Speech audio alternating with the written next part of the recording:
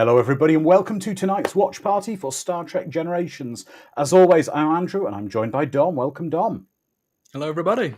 Okay, just to say, yes, I know the countdown carried on a little bit longer there. I wanted to let the score finish because I was really enjoying that. So there we go. But I can see we've got some great friends joining us tonight.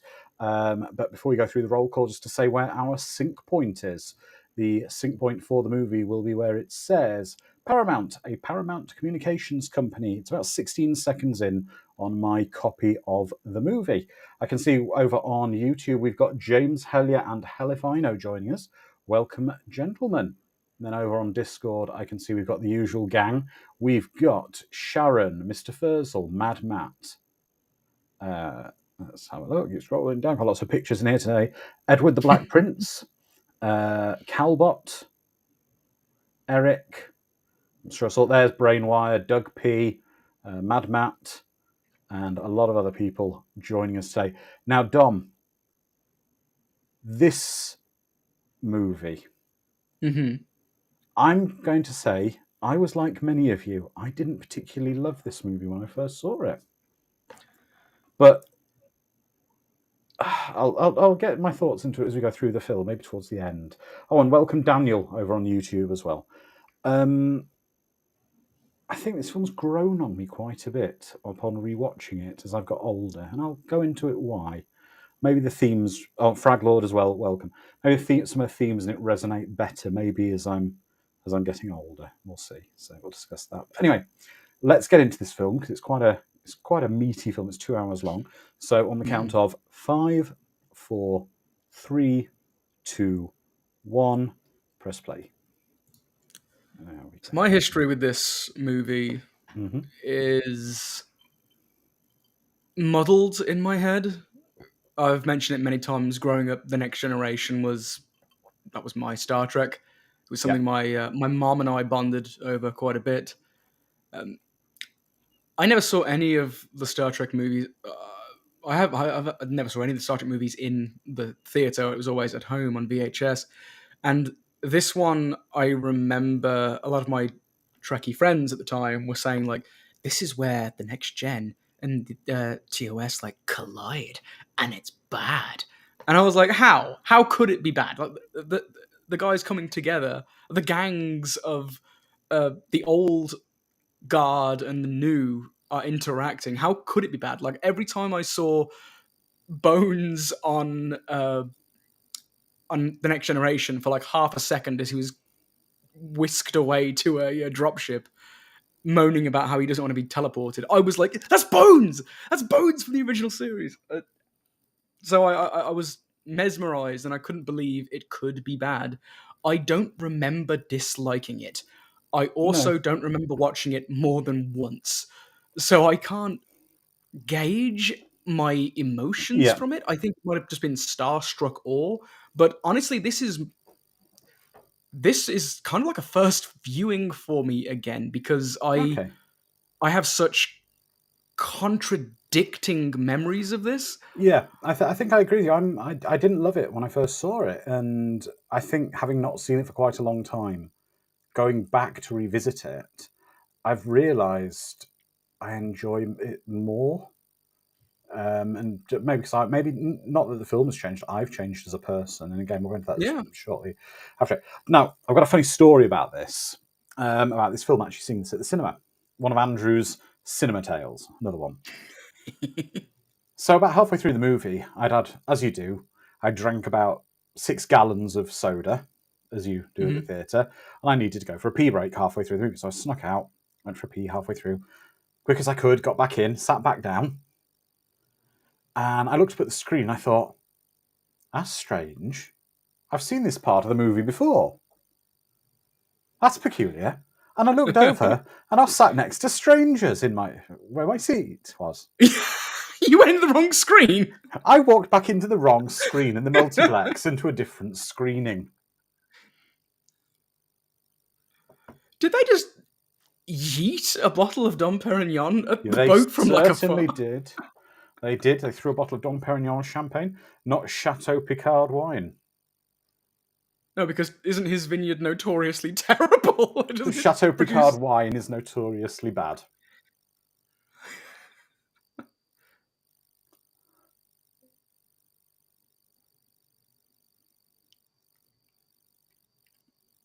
Yeah, this is an odd one because I know a lot of fans of TOS don't like the portrayal of the characters in this movie, and they feel it does a disservice to what the original character stood for. As I a don't. TNG guy, Yeah. I don't have that same connection with TOS, so I'm biased in that direction. Are you Exactly. more of a? Well, you're more of a Deep Space Nine guy, aren't you? Deep Space Nine is my jam, but I certainly like. I certainly really enjoy Next Generation. But James Helly's saying the novelization. Yeah, that's true. The novelization and script had this opening with Kirk doing orbital skydive. Basically, Kirk had no danger in his life, no thrill. Retirement was killing him. Basically, by being Mm. pedestrian, he couldn't accept his retirement. Welcome, Stephen Pattinson from Plantation, Florida. Welcome, my friend. And your favorite Star Trek is Enterprise and Picard. That's fantastic. I keep But saying I need to give Enterprise another try. well, bits of it, yeah. But the reason we had Chekhov and Scotty here was that Leonard Nimoy and DeForest Kelly decided they didn't want to come back for effectively cameos.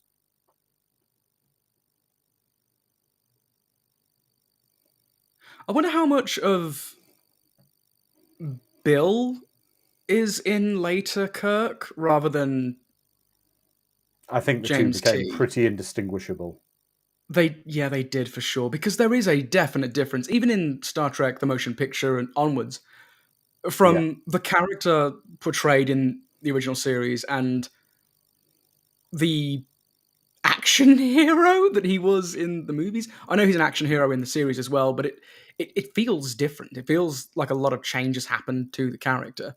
yeah, yeah. So Edward Black Prince is saying he felt it was completely unnecessary. Undiscovered Country was a perfect send off for all of them. Well, I guess, but Yeah. this is, I would say, Undiscovered Country was their finale, and this is an epilogue of Kirk's story. I mean, first and foremost, it's going to be TNG's story, isn't it? That Yeah. can't take the spotlight away from Well, the new I'm kind of happy heroes. that, yeah, but I'm kind of happy. I mean, the marketing maybe lied a little bit that Kirk was throughout it, and he's got a relatively short amount of screen time in it. But Mhm. I kind of like that fact that they let it be a Next Generation movie. Yeah, James, I have watched the entirety of TOS, and I love it to its core. I It is peak '60s sci-fi in my opinion. It's just it's such a time capsule, and Yeah. Oh, there's saw so Jeanette much there. greatness. We saw our girl Jeanette. Yeah. For those of us who just watched the Aliens expanded live stream we just did with Jeanette Goldstein, was absolutely brilliant. Of course, Vasquez in Aliens, but she played the red-headed science officer who we just saw there.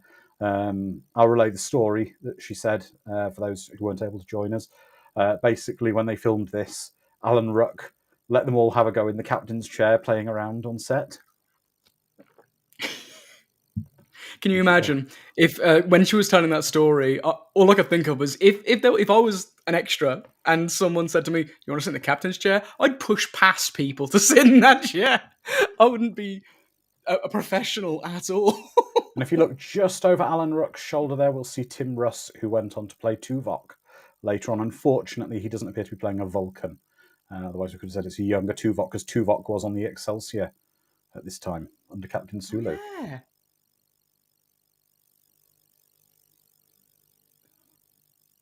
That's right. The Excelsior was originally going to be the Enterprise A.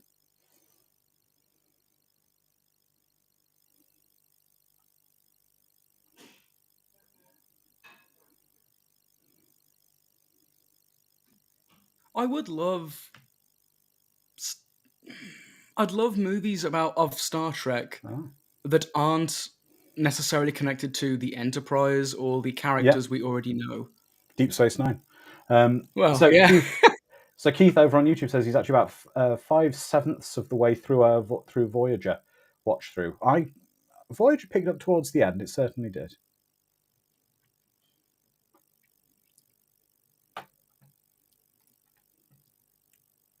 You really do get the feeling that yes, James, exactly. the one thing you love here is Kirk being desperate to seize control of the Enterprise. Well, to basically correct the situation, because it's he knows better. He's a more experienced captain. He would be a senior captain. I've had a similar thing in a way when I used to be more of an engineer with my computer work, when I'd be working with junior members of staff, where I'd have to kind of leave them to kind of get on with things, and I'd be insing in my seat, and it's like, no, you need to do this instead, but you've got to let people, you've got to give up control someday. And it's, again, this is a theme throughout the film I'm going to talk about as we go along.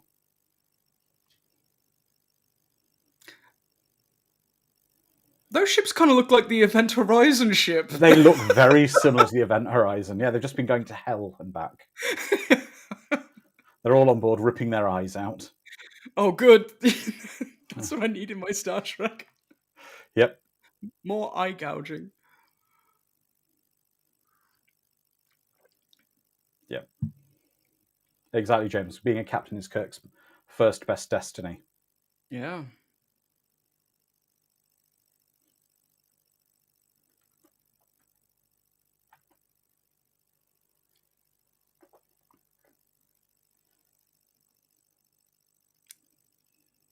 No. This captain does have a lot of ideas, at least. He's got a lot of ideas that he's trying random things. Yep.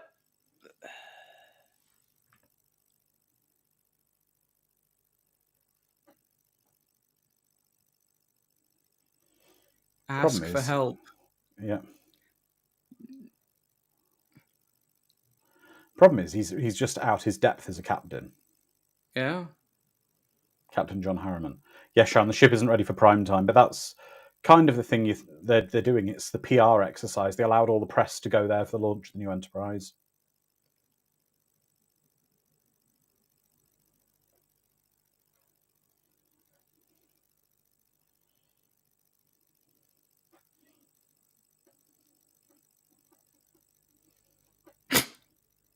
But again, some lovely, lovely work here by ILM again. Yeah.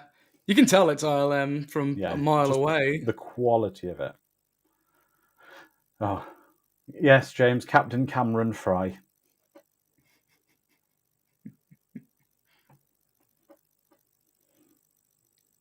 So, come on, let's have the for the Trek geeks. How many captains are aboard the Enterprise right now? Yeah, I'm definitely not a Trekkie geek, so I can't. You should know. How many captains are on board?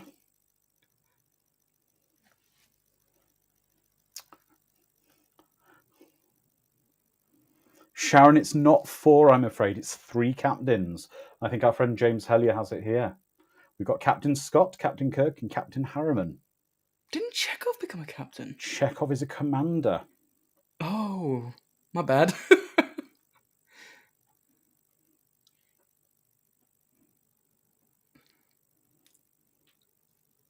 Oof. That's right, Doug P got it. It was 3.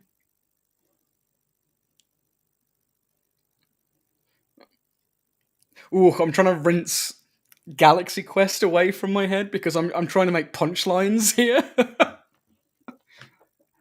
I'm going to not relate on what you're saying, James, about that, because certain people may not have seen it. But yes, he does. When I heard you say that, I was like, okay, don't look at the comments because I still haven't seen Picard season 3 yet. Well, I'm hoping most people have. We've got Malcolm McDowell appearing there.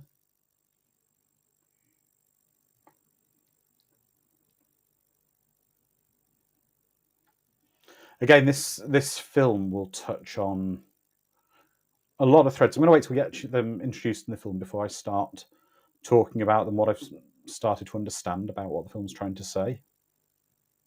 Oh, hey, Guinan. Yeah, Guinan's there.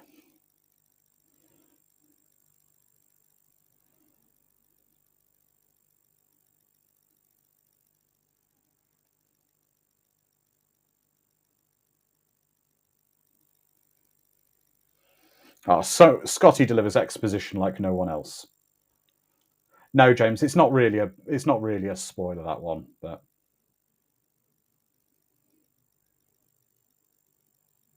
Aye.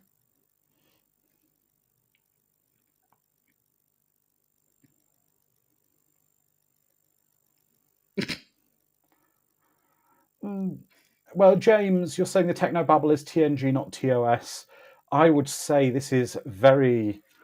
I'm going to go with. I think the technobabble might be a little bit different now because this isn't pure TOS.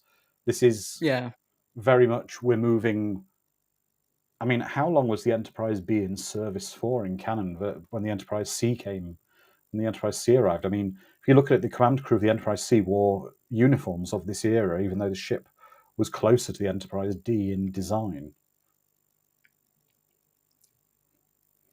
Still not a fan of how dark the bridge is. It's not as I dark need as. myself a bright bridge. Yeah. Yes, Mr. Furzel, that was Jeanette Goldstein.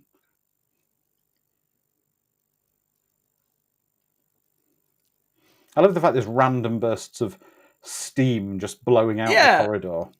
it's like an escape room, just random jets of steam. Well, James, again, this is the thing here, James Hellier, you're saying about Captain Fry, as we're calling him, John Harriman, was as bad a captain in full service. Well, I think you've got to remember, I guess not every captain in Starfleet can be Captain Kirk or Captain Picard. They've got many ships. Hmm? So while you're going to have these incredible, amazing captains who do this extraordinary stuff all the time, you're going to have the guy who gives out the parking tickets. You have your B team. Yeah.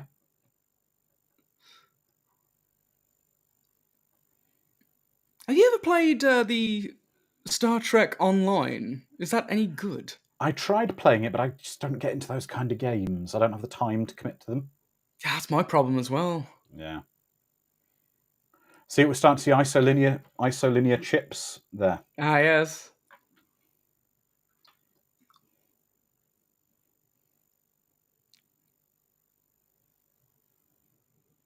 It's always a case of reconfiguring the deflector. Just gotta reconfigure it. God, these effects are great. They really are. I'm imagining that they just repurposed a lot of their Ghostbuster stuff and just I because love these those look like energy the waves. They're yeah. fantastic.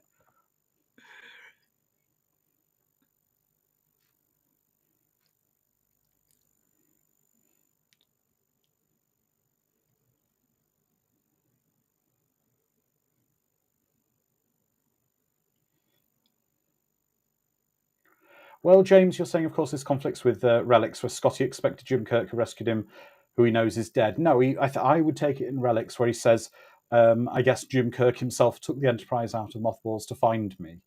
I think that's just a flippant, I'll be damned kind of remark, not actually believing it was Captain Kirk.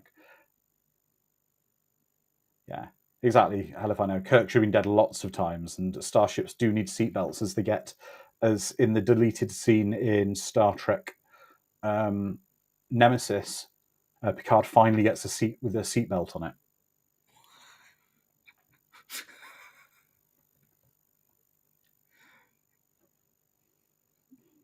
Damn it, lead engineer, turn off the random spurts of Steam, yeah. Actually, steam. going back to aliens, that looks like the alien nest in there, just It about, doesn't does, it? yeah. Exactly, Doug P. He'd been in a transporter buffer for like 80 years. You can forgive him for having a brain fart or two. Aye, lad.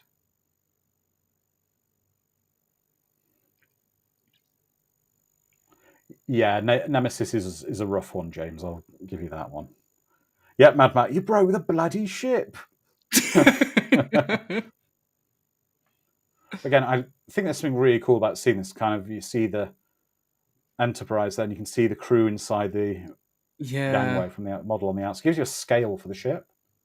This is one of the wonderful things about the Star Trek movies, even though I will always prefer the shows hand over foot, like just constantly.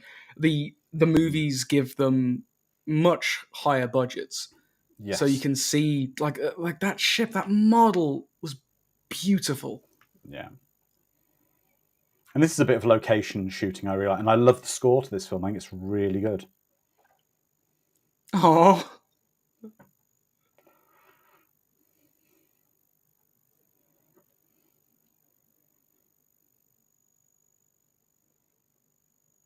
Mr. Furzel would have been sick every minute on that ship. Yeah, the thing is, as well, Mr. Furzel, it's going into an imaginary world to be that sick. It's VR, isn't it? Yep.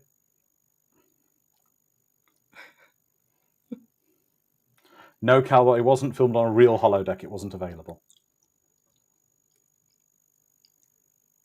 My only issue with TNG, because it's otherwise completely flawless, and I will never have anyone say anything else. The amount of times they used the holodeck as Oh, the holodeck was, yeah, basically run plot out of point. ideas. The amount of times it broke and nearly killed everyone. Like, why would they keep putting it back together? Yeah. It was shown. It was TNG's first movie. But the actors just have such good chemistry. Yeah. Yeah, or when Moriarty took control, Mr. Furzel. As he did frequently.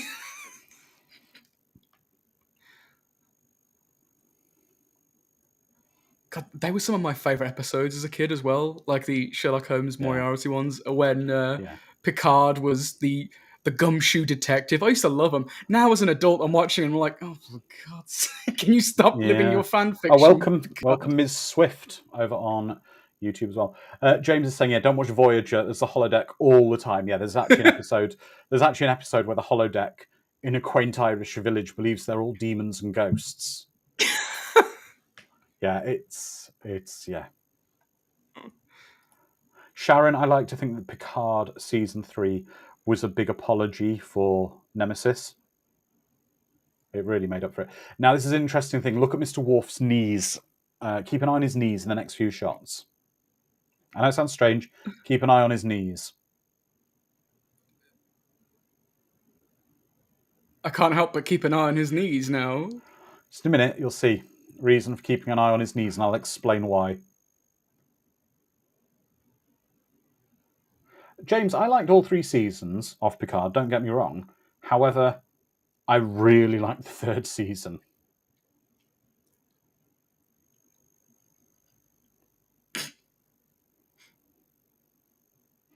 I love that kind of cartoony fall there.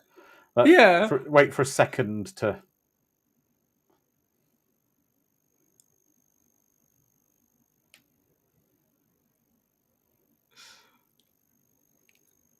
Mr. Furzel's just thinking of fact or fiction as well, is he? Yeah.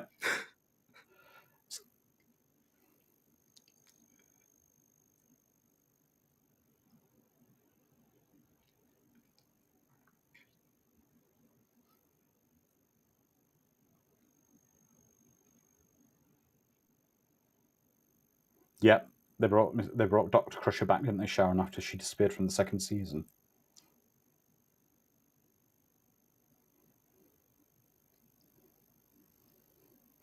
Right, look at Mr. Worf's knees. Oh, yeah. They're bloodied. No, they're not blood. It's not blood, right? Due to the shooting schedule, they'd repainted part of the ship. And the paint was still wet when they shot it. So when he climbed up, he got red paint all over his knees. That makes sense. Yep, freshly painted Gary, that's right.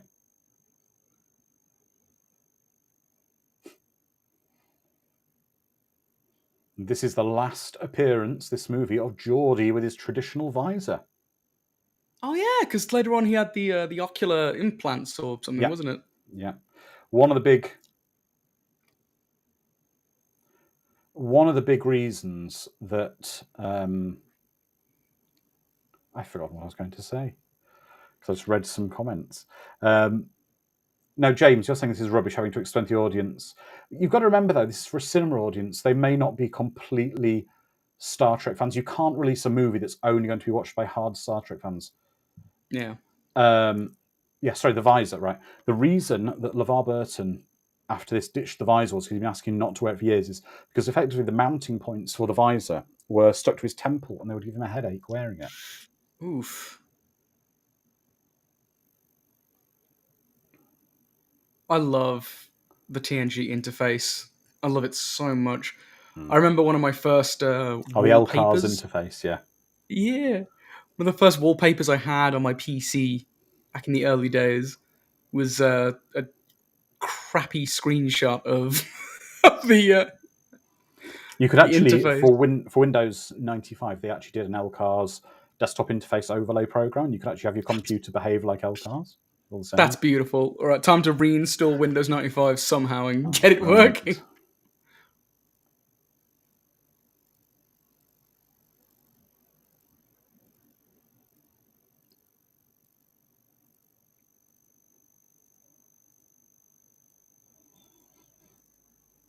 I love the fact that, as well, that on the Enterprise, it's not thought to be weird that you see people marching around the ship dressed as 1700s Royal Navy sailors.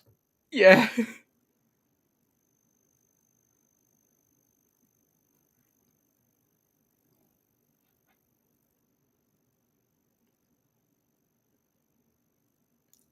remember when I was in school, early years. It was, good God, I'm not sure what year it was, but it was young. I started doing the Riker chair sit thing where he steps That's over the that's seats. due to a back injury that Oh, was Jonathan it? Frakes had. Now, this is what I was saying about the health and safety nightmare. So, because it's the same set they used on the TV show, however, to Hmm. make it look more cinematic, because it was in a wider frame, they put extra stations on the edge of the bridge on the ramps, which is why those people are sat at those stations you can see there Yeah, on the ramps. But think about how much the Enterprise shakes around. Right, they've not got a guardrail behind them. their poor ankles. They could be falling over those steps. Well, James, yes and no. It was a mixture of both for a non-TV show audience, and don't forget a lot of Trek geeks. It will be one person in the relationship bringing along their partners. They need to make it relatively accessible. That's right, Sharon. That's why you often see Riker with his. I'm also glad that they appear to have ditched those dreadful the palm beacons aren't quite as big as they used to call them, the torches.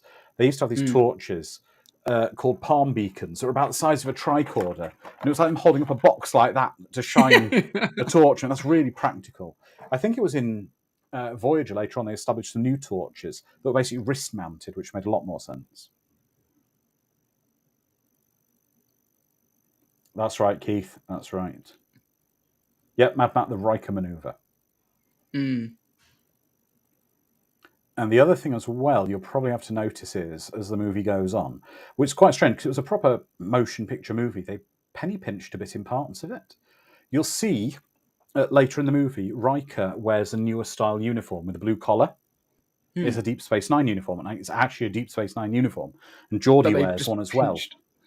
It's actually one of Avery Brooks, Commander Cisco's uh, uniforms. They didn't even tailor one for Jonathan Frakes, so it fits him really badly. That's an impressive degree of penny pinching. And they did the same for Geordie, who wears one of Colomini's uniforms that's far too big for him. It looks like he's dressing in his dad's clothes. Oh. You'll see as it goes on. As it goes on when you see them. One of the reasons was they actually came up with some new uniforms for the movie, like a new design, which was very Hmm. closer to some of the ones seen almost in Picard in the first season, but they abandoned them, went with the traditional ones.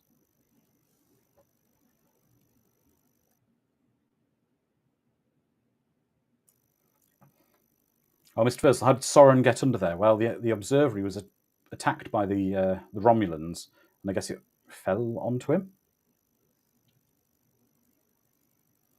Gary, they should just use the DS9 uniforms. That was the thing; they were transitioning to the new uniforms, the DS9 uniforms.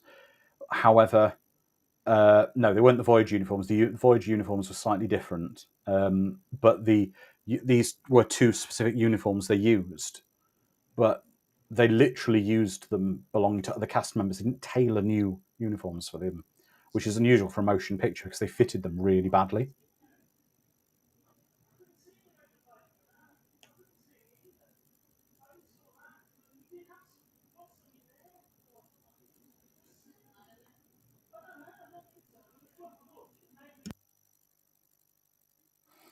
I will say they did change the emotion chip a bit to make it this weird glowy floaty thing instead of what it used to be.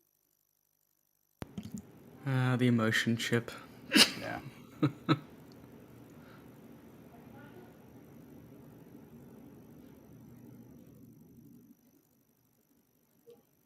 Another issue that definitely doesn't exist in TNG because it's flawless. Yeah. They had an issue with like main character syndrome.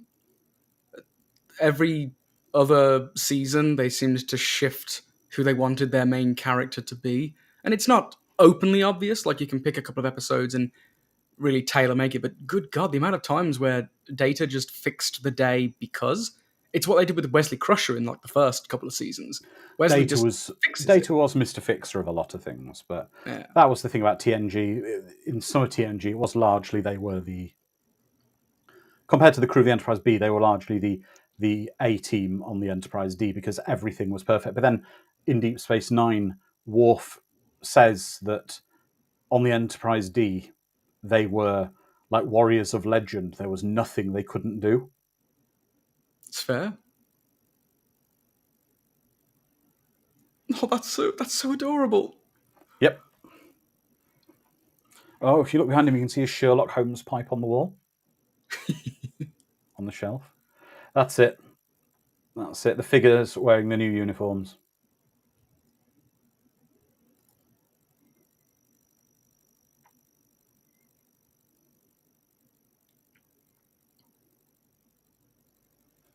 Now, who can? That is Mr. Furzel.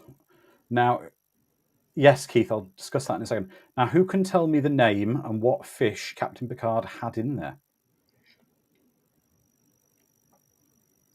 Yeah, she has a name. The character has a name. Yeah, unfortunately, Keith, they lit it very cinematically, as James says. They're the same sets as the TV show for the most part, but largely lit very differently. That's right, Calbot. It was a lionfish. Come on, who's going to give me the name of his lionfish? That's right, James Hellier gets it. Everyone knew it was Livingston. An event, Livingston. and they got rid of him basically because no, they didn't get rid of him in a bad way.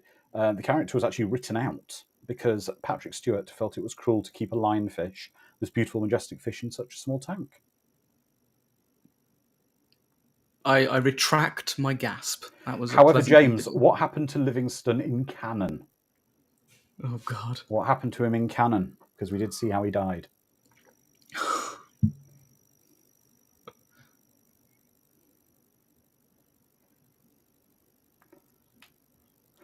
Well, not out the movie show. Not written out the movie, written out the TV show.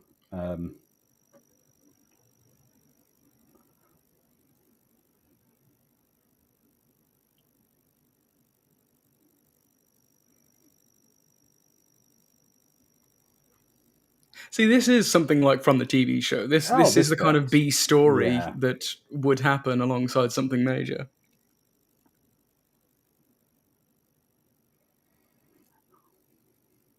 Livingston was eaten by Commander Riker when he demutated into a caveman. And he de-evolved into a caveman. She's going to offer him another glass of Mountain Dew now.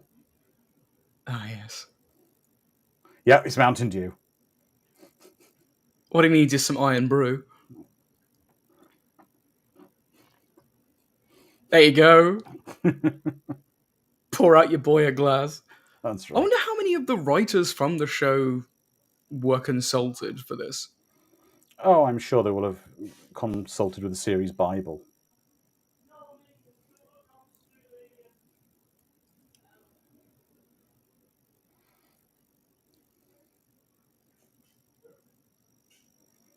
I love the fact we're seeing Captain Picard going back to very much how he was in the first season here, due to he's had bad news and he's retracted in himself, because we could see at the start of the movie, we could He sort of was more see at the start of the friendly. movie, he was more friendly, more welcoming, and he's taken largely a step back and become more professional, focus on work.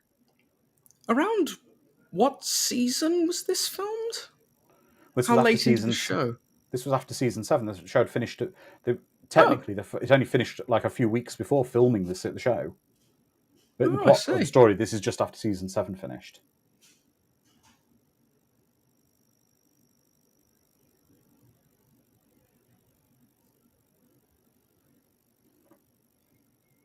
Yeah, the show had just finished.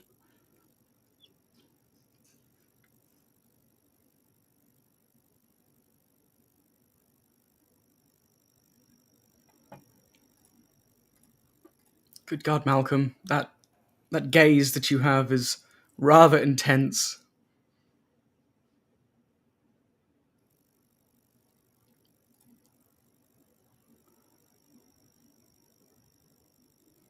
And he's got a pocket watch. Malcolm McDowell with a pocket watch. Where else have we seen him with a pocket watch? With a Star Trek connection.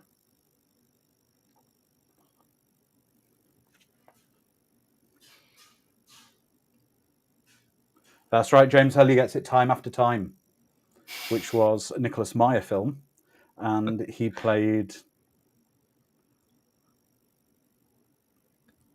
H.R. Oh Wells. God, H.G. Wells. H.G. Wells, sorry, not H.R. H.G. Wells. Played H.G. Wells traveling through time. Who was Jack the Ripper. chasing Jack the Ripper? Yeah. With another Star Trek connection played by David Warner. Yes, I was about to say. It is a The funny thing fantastic is, film. that's who I was thinking, and I was like, it can't possibly be that movie where he's chasing Jack the Ripper.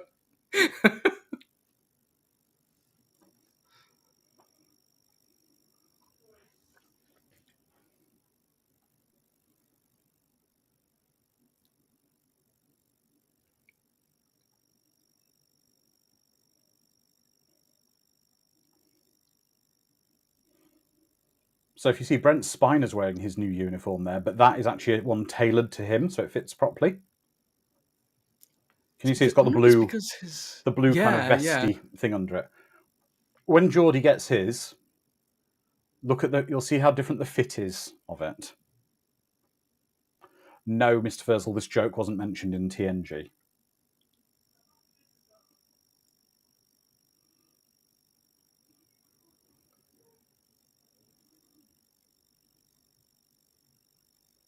I can almost imagine them saying, "We need to see a different kind of data." They've had several years of seeing Brent play the same data, and a couple of That's episodes right. where he plays someone slightly different. Well, that's Give him right. the emotion That chip. was the lore episodes, though, or the evil data. Yeah. I do love how canonically all of Noonien Sung's relatives look identical. It's a It must be the most strong inbred bloodline. family. A strong bloodline. No, Doug, you're right there. The Ferengi hadn't been introduced on screen in the Farpoint mission. I mean, they existed in the universe, but not on screen.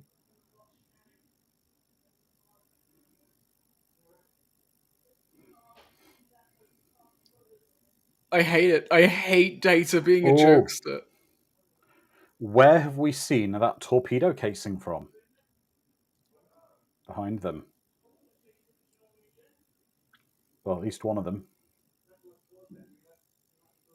They look more like coffins than torpedo casings. Maybe. Oh, is it from Search for Spock, the Genesis? I believe at least one. I believe at least one of them is Ratha Khan, Sharon. Yep. Yeah. Data is just annoying here. Where's his off button? James says. Well, it's kind of on his. It's just kind of on his hip, isn't it? Almost in his kidney area.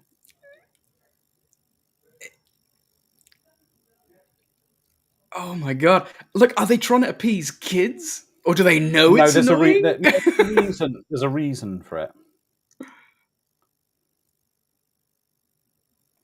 But what I would say is, and Dominic, you may not appreciate this as you don't have any kids of your own, but I bet Sharon will go with this. His behaviour, Sharon, is very close to a child when they first discover a joke and it's funny to start with and they overlabour the point.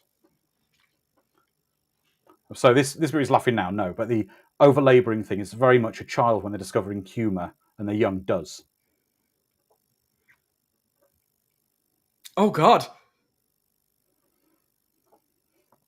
Oh, that was like body Yeah. horror right there. Ugh.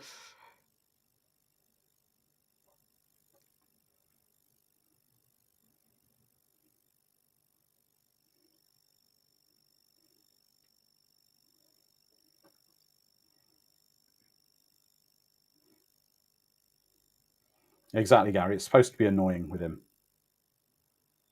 just overloading him because he can't. It's like too much emotions are coming through at once.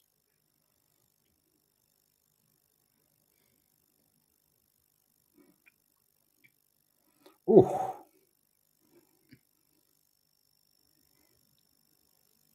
I like the fact how Data's overcome with fear, Yeah, he's afraid now. but he doesn't know how to process the emotion. He doesn't know how to push through his fear.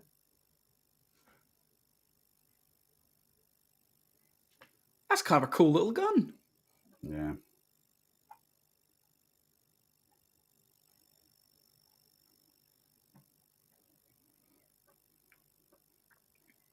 See, future photographs have this lovely little rainbow That's right. border when they print it out. Like a glittery thing around the edge. Yeah.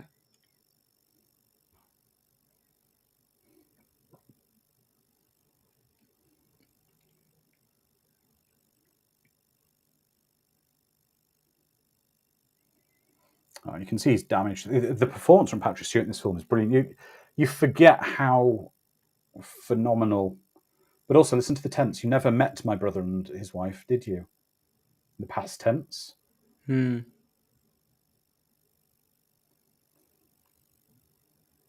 He always had to.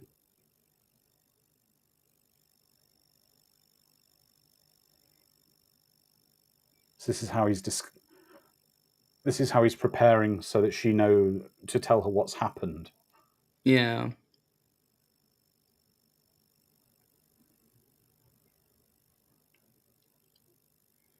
Yeah, Sharon's right. Picard became very human in this moment. Oh, definitely. And it He's a could very only come after all yeah. the years we spent watching him on screen But listen to lower us as his well. boundaries. He's accepted the death of his brother more than the death of his nephew because he's referring to his brother in a past tense. However, he's still referring to his nephew as he is. Mm-hmm. Oh, welcome, Jesse Flores.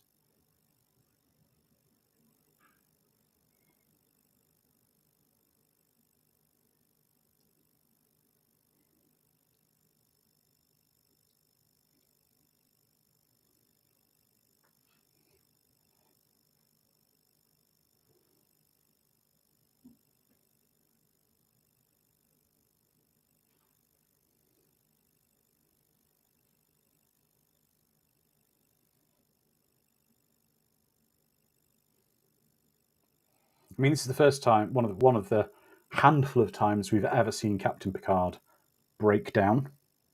Yeah. But he's trying to be very matter of fact about death.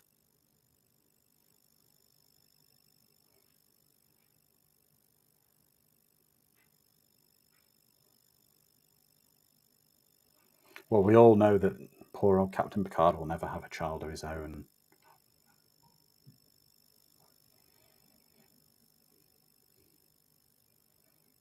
But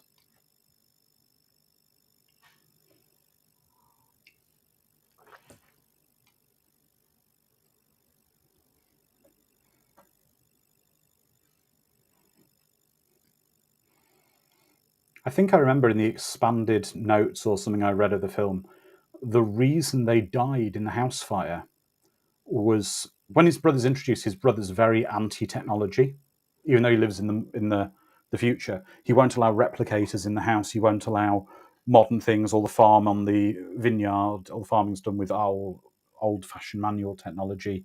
Everything's very basic. I seem to remember it was either in a deleted scene or in a novelization of the film. It's also explained that the reason they died in the house fire was down to his brother because houses on Earth have an emergency transporter in them. And the And idea he would refused be, to have it. yeah, the idea would be it'd be like we've got a smoke alarm in our house, so if it detected a fire in the house, it would transport automatically any occupants inside to a safe location, away from the danger. However, he wouldn't have one in the house. Thank you, James. It's in the novel. Thank you.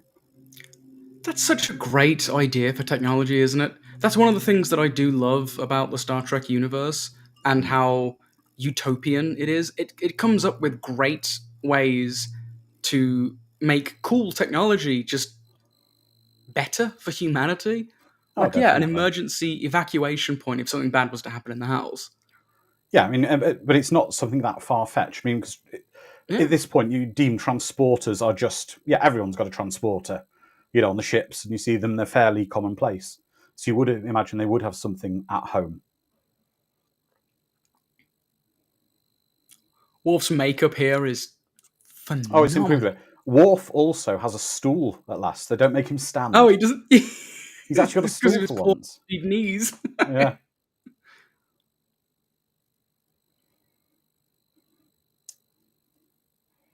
That's right, James. The novels are often based on different drafts of the script, earlier drafts. Um, and they are interesting. I mean, I found the novelization for episode 3 to be better than the film.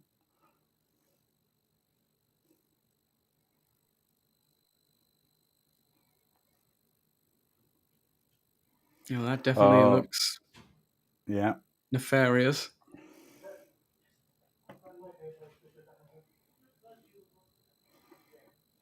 Now, most of the shots of the Enterprise D in this are the shooting models that they used in the TV show, sort of touched up and done by, by ILM, improved, etc. However, there are a handful of CGI shots of the Enterprise D in this film, and one of them we will see in a moment, which is where the Enterprise D actually warps away from the observatory, and that's one of the only CGI shots of the ship.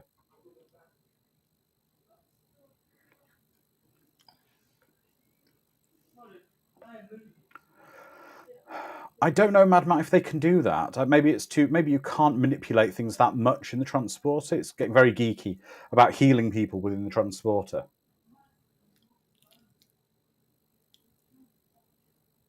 Again, ILM's fantastic. The model for that was also the same one used in Star Trek's 3, 4, and 6 for the Klingon Bird of Prey. The bird of prey again. Oh, there you go. That's a Model. CGI model of the Enterprise. Yeah. The models look so good. Like every time I see a model in a sci-fi show, be it Red Dwarf or this, it's just beautiful. And this is the same set they used for the Enterprise bridge in a few of the shows and on and in Star Trek 6, which makes sense.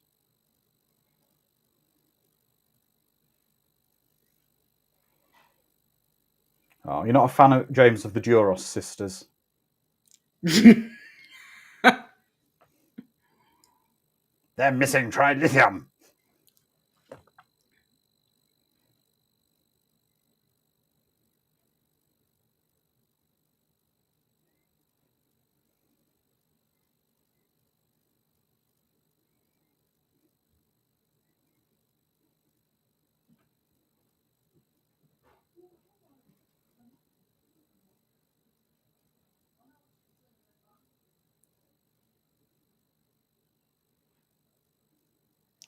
The thing is, it's established in the show that the Duros sisters are just really crap, scheming villains. The Duros family, because their father, their father killed. Well, their father was responsible for the death of, for the betrayal that Worf's father was framed for the attack at Khitomer. Mm.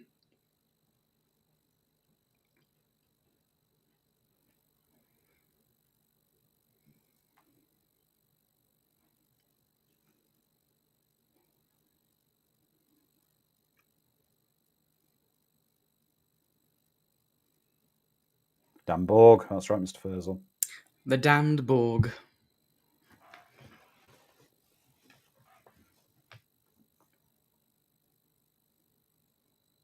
Yep, Gary Brian Thompson playing a Klingon again. I feel sorry for Brian Thompson because he's such a great actor in the parts he performs. We're going to be watching Brian Thompson again in another film, and I think not next week, week after. We'll see Brian Thompson in the movie again. There we go. Now Captain Picard's in his DS9 type uniform. Can you see nicely fitted? Yeah. So when you see the others wearing the uniforms that don't belong to them, the other actors' uniforms, you find the sort of the V for the grey. They've got massive amounts of grey showing because they just don't fit right at all. Bring back Dr. Pulaski, says James. Hell yeah. I like Dr. Pulaski. I think she was given a tough I run. think she was a bit of a Bones clone, though. She was completely a Bones clone. Yeah. Now, this is an interesting thing. We're starting to learn about the Nexus now. Basically, the Nexus is a combination of paradise and immortality. But it's not real.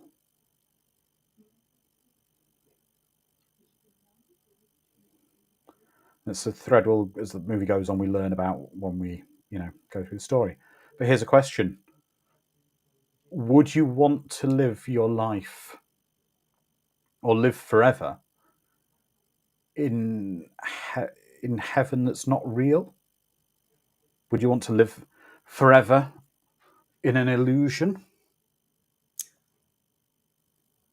I mean, No, reality is all knowing about it's, perception. If you perceive it to be real, what makes it not so? but you've created it yourself, so you know it's not real. Oh, could I convince myself of that? I think I'm too much of a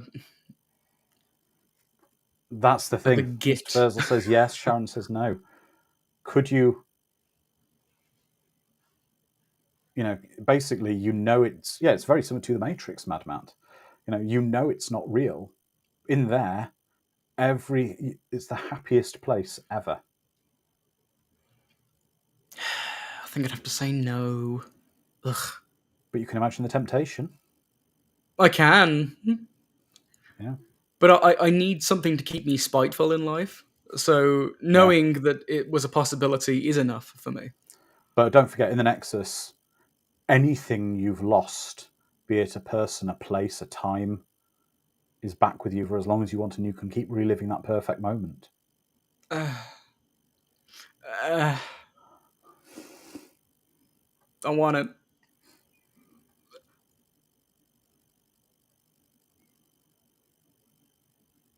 Oh, are we going to have ourselves a Wrath of Khan moment here?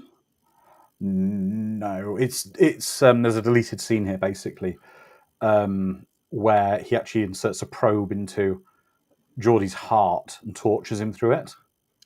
Oh, ouch.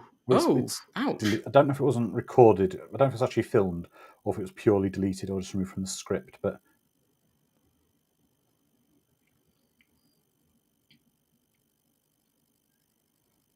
Mr. Furzel took his shirt off because they're going to, in the script, and I can't remember if they shot it or not. Basically, they insert like a probe into his heart to punish him, like a heart pain probe thing.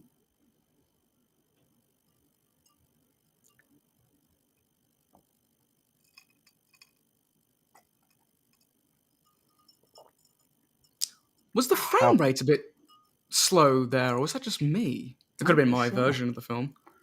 I don't know.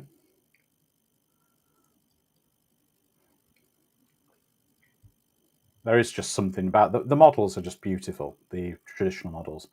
And the first time we're seeing the stellar cartography room on the Enterprise, which Voyager got a stellar cartography room later in its series. This room was created purely for this movie, though. So this room is reminding me of a book that I read in my youth called Birthright, the Book of Man, which is a false future history account of humanity in space.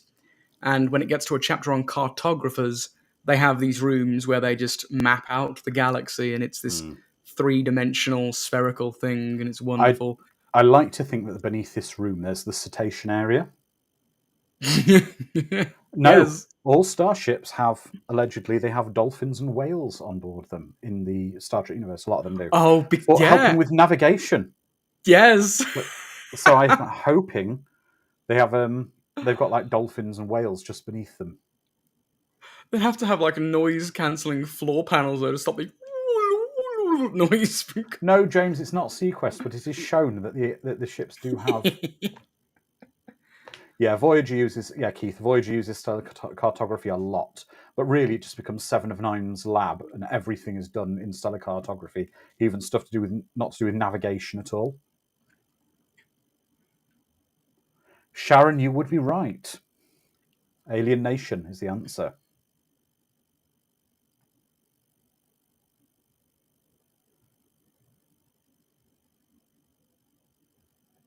The Starship Bozeman. Where have we seen the Bozeman before?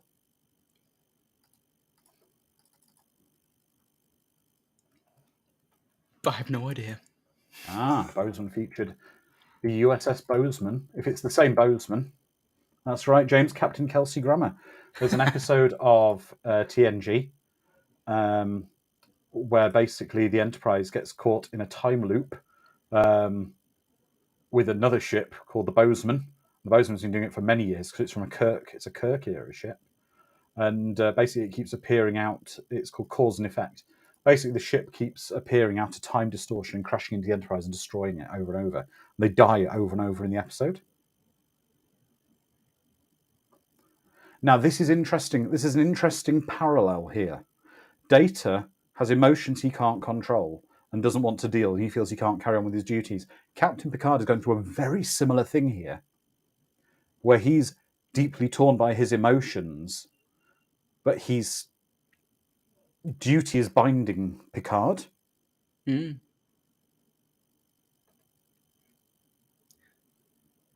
Well, Picard's also never not known emotions. Data has been wishing for them for as long as we've known him, and now he can't control them. Thing is, Picard isn't being cruel to Data there, where he's actually going into full captain ordering him mode. That's basically a pep talk of sorts. Yes, Sharon, duty binds Data. Mm. That's right. It's about, I think that's again one of the threads I'm going to talk about as we go through this. It's about dealing with tragedy and life and emotions and everything that happens, but you've still got to live your life. And that's a thread we're seeing through quite a bit of this. You can't allow your emotions to stop you from doing what has to be done. Even if you can't go on, because each step forward is monumentally more painful and difficult than the last. Exactly. It's about picking yourself up off the floor and keep taking that step forward, or allowing the pain to hold you back, which is largely the opposite of Soren in this, as we're going to see, because Soren is doing this because he can't move on from his pain. He's held by his pain. He's trapped by that bad memory. He's not strong enough to move on from the loss of his family. I mean, yes, and that is a terrible, tragic thing, and you would feel for him. However, he's fixated, I've got to go back, and he wants his family back at no matter the cost. Even if it is that artificial reality he controls, and he knows they're not real.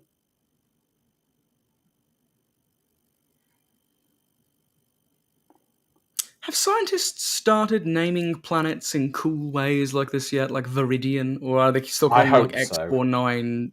I'm hoping that there is a planet called Viridian 3. One of the things that reality just really disappoints me on, scientists naming stuff. A list of numbers and letters.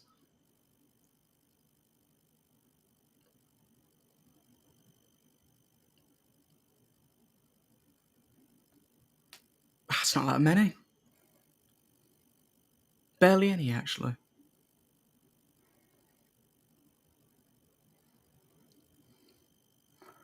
I like that the observation deck looks like the Sega Saturn loading screen at that point. It's great. It does.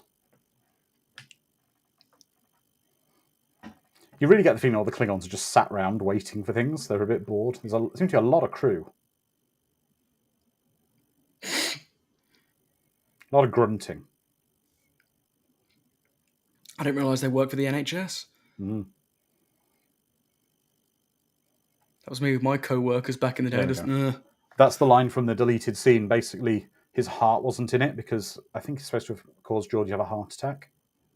Oh, wait, what? Do they kill him off? No, but he's torturing him. He's basically causing him like pain in his heart. Yeah.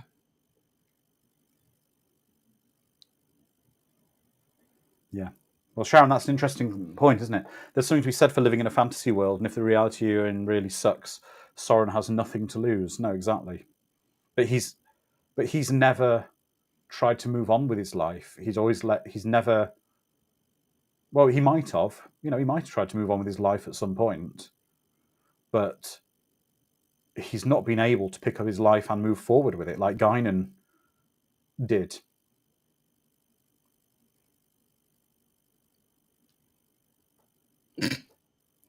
They can't see us. Oi, Klingons, we see you, mates. Give us But back our bloke. But Sharon, where we've seen Captain Picard move on, Captain Picard has another family, which is the TNG crew, and they are his family. And that's where he draws his strength from his friends and his family on the Enterprise that help him move on from the pain of losing his biological family. So I don't know. It's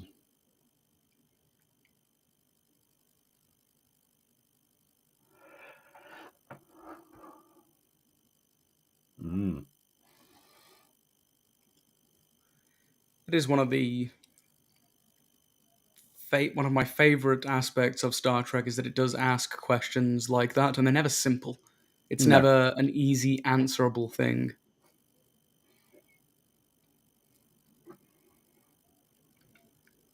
It doesn't simply show you good no, and evil and the difference between them. It shows you approximations of right and wrong and all the muddy grey middle ground between them, exactly. and essentially asks what is the better option. Yep, James, this is the last TNG film where Worf has a sensible reason to be there. I don't know. First Contact is his reason for being there is probably okay.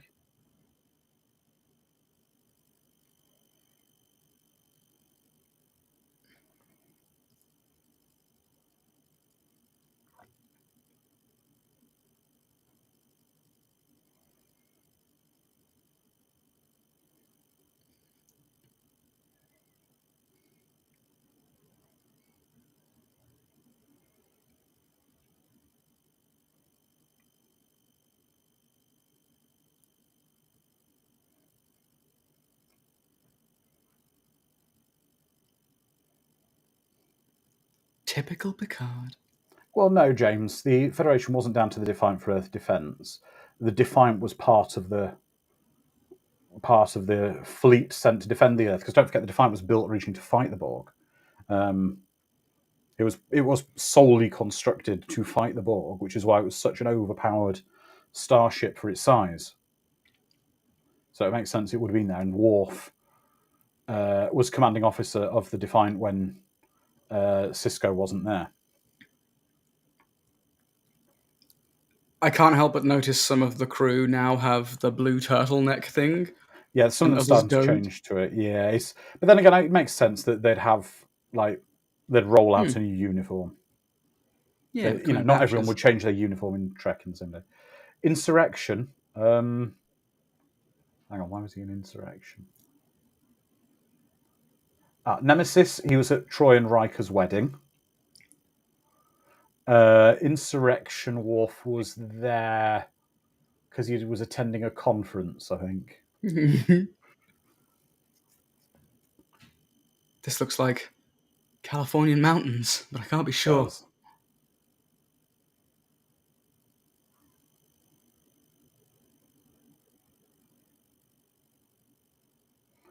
James, no, I'll accept him being at Troy and Riker's wedding, as I believe he was. He might have even been Riker's best man. I'm not sure, because you do know that Riker's deceased son, Thaddeus, his name was Thaddeus Worf Riker Troy. There you go.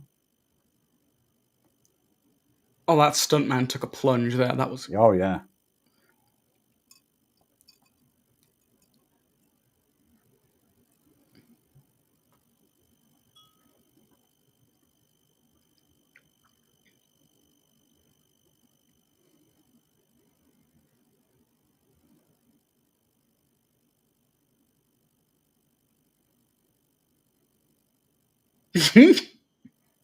That's right, Keith. There was.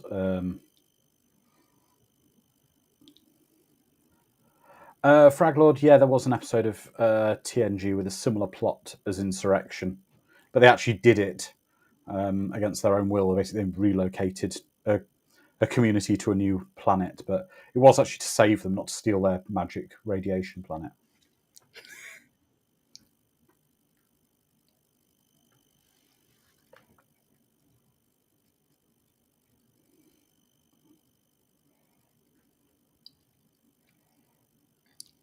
It's insane. You've pointed it out to Oh, me, and I sorry. can't unsee it now. Not Journey's End, sorry. Journey's End was the one with the Cardassians and the start of the Marquis saga stuff, wasn't it? Sorry. I'm thinking of the one with Worf's brother, where they relocated a tribe of people using the holodeck. Oh, yeah.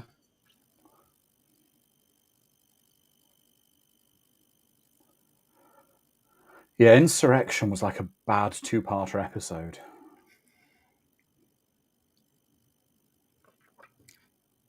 Yeah, I wonder what the creators were thinking, having two separate uniforms side by side with each other frequently on the same screen. Oh, that's a rickety model. I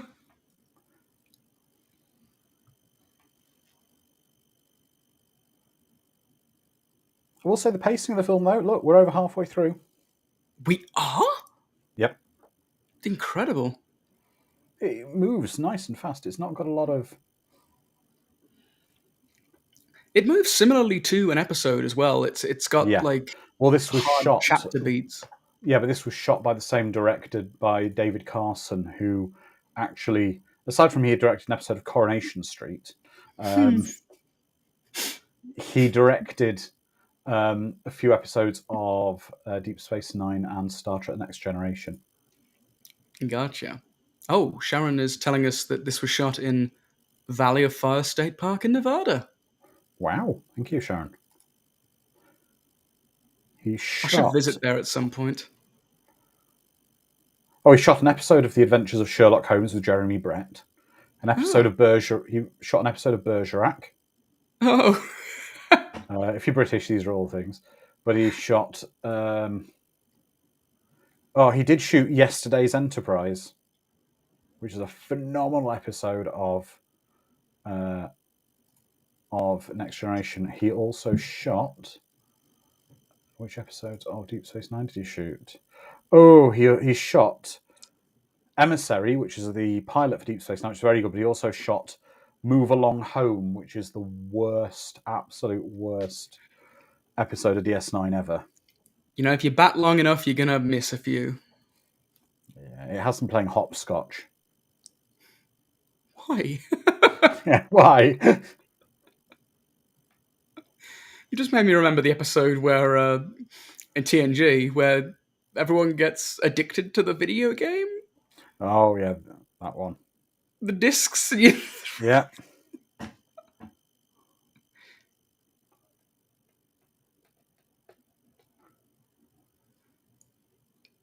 I love the fact everyone's looking like, what? This is like unlocking a memory in my mind. Like, Yeah. I remembered the beat and the tune as he was playing it. I'm like, this is going to be with me for the rest of the day, isn't it? There you go, look. Look at the sleeves. Oh my god! Shoulders! Yeah, and the sleeves go over his hand.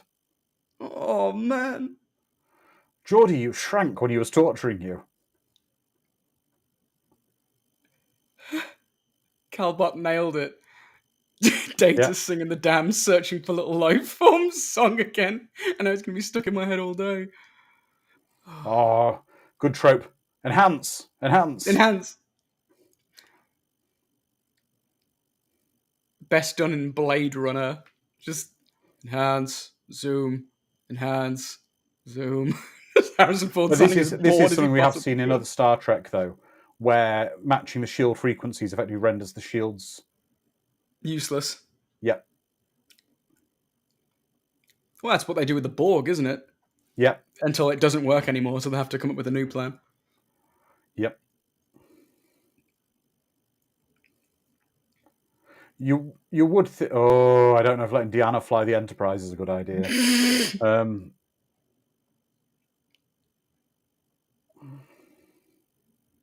Yeah, why does the counselor get like privileges over? Well, she's a Oh commander. yeah.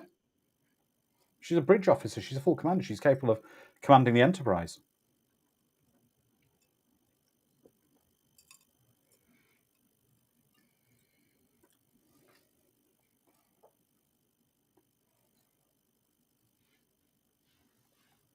That's right, Doug P. Oh. Tracy, who was on the stunt people, died in that. Well, not really, but...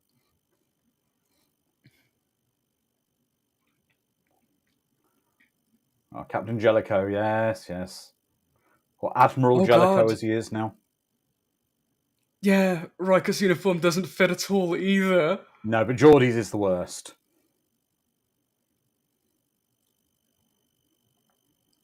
Riker looks like he hasn't had a shower as well. I know. I was going to say his hair is awful. It's just like it looks like he's like just not had a shower or anything. He reminds me of where he looks now of the episode. Anyone remember that episode of TNG where Riker wasn't sleeping and looked all dishevelled?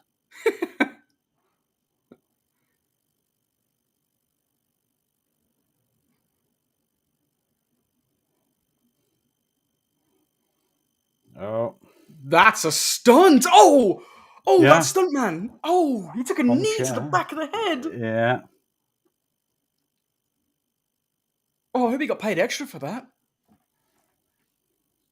And this is actually the destruction of a bird of prey, the same explosion shot used in Star Trek 6. Repurposed. It's the same effect.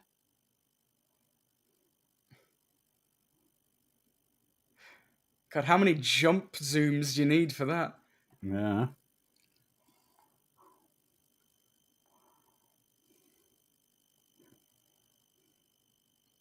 I mean, when you got a good explosion, use it and use it again. The stuntman exploded and all.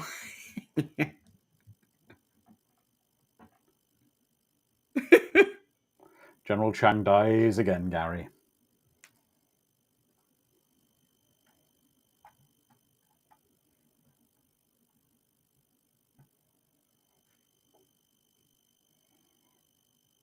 Oh, that's right. We're going to call Sharon's saying the random crew members in red shirts, no last name. Well, Ensign Dom. Yeah. Ensign Dom, no last name. Yeah. Riker, Picard, Deanna Troi, and Ensign Dom. Go down to that planet and see what you can muster. Yes. Ensign Dom, we want you to guard with no weapons the incredibly dangerous explosive thing next to the cave of vampires. Okay. Don't let any of the ooze of maleficent destruction touch you either. All right. Oh, Sharon says we'll give Dom a last name when he goes with the away team. Thank you.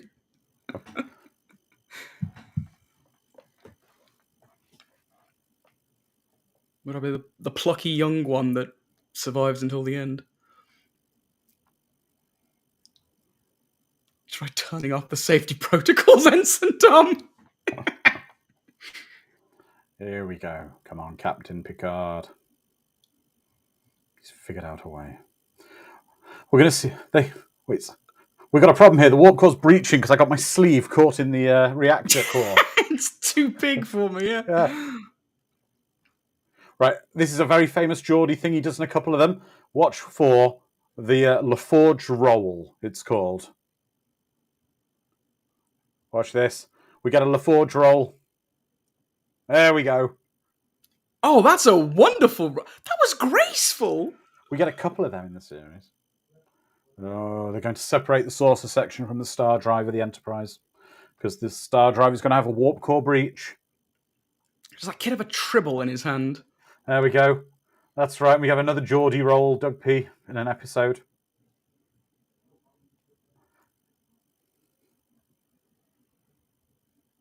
Do they even mention... Oh, wait, Wesley's long gone by this point, Oh, isn't Wesley's with the Traveller. He's floating around in another plane of consciousness.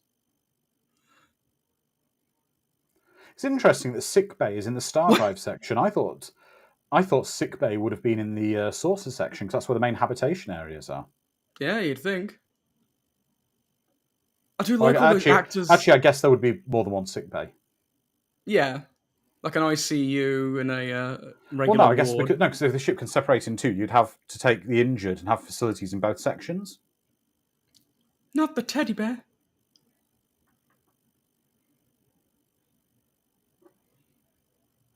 Yeah, just seeing the random red shirts and yellow shirts like spider crawling through the vents. Then that was really interesting. Those actors, oh, they can spider crawl. I've played that He mini looks game like he's on sat like on the toilet there. he does. Yeah, he looks oddly Properly. serene. That's proper toilet sitting. Give the man a newspaper. It's impeccable form. Like I wish I Yeah. had the posture to do that. I'd be Yeah. slumped over like mad.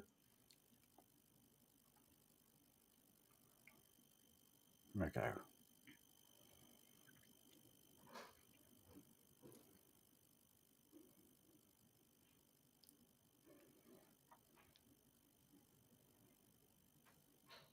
Yeah, Doug P. I'll go with it. I headcanon it as an auxiliary sick bay near engineering. It makes sense if the ship can separate into two, that there would have to be healthcare facilities for people on both parts of the ship if the ship was separated.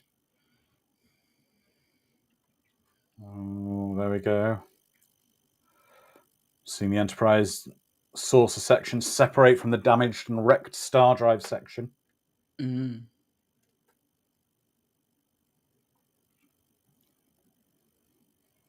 Don't let Troy fly the Enterprise. That's fine.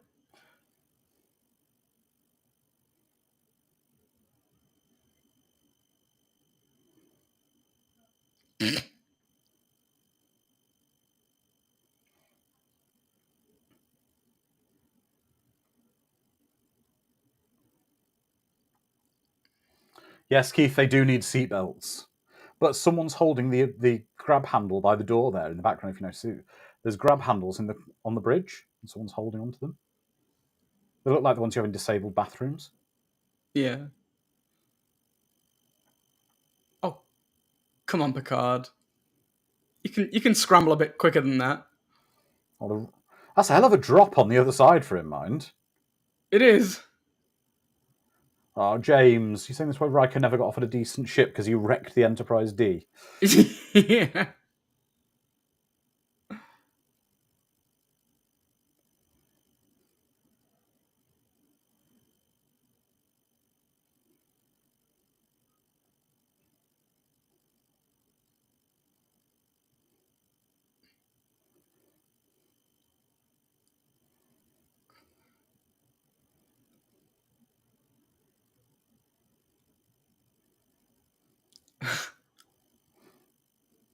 This is a cool effect, though. This is such a cool effect of the saucer going through the planet.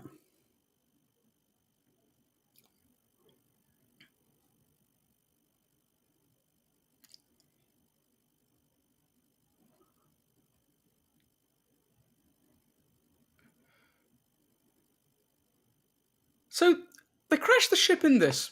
They crashed the ship in First Contact as well, right? How No. many TNG movies do they not? No. Huh. First Contact, it doesn't. In Nemesis, they ram the scimitar with the Enterprise, but it's only the saucer section gets damaged, the front of it.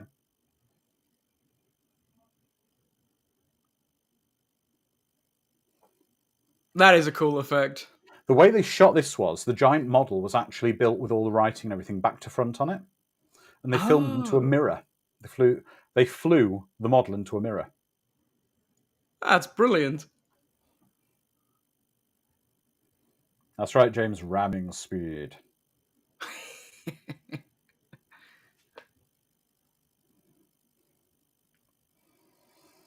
Well, Doug, you're saying all windows are made of transparent aluminium or aluminum, except when they need to be glass for that dramatic effect. I don't know, maybe transparent aluminum shatters? I don't know. It's a fictional material, I suppose, with enough force.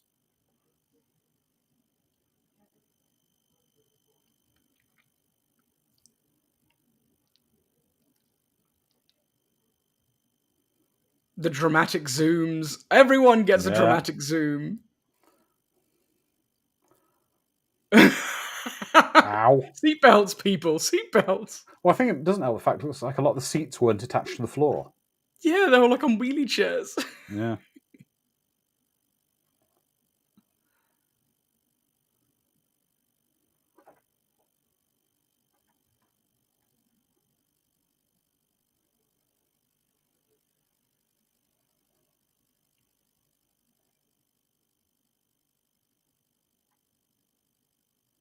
I remember how shocking this was watching this in the theatre, though, because this was my Enterprise.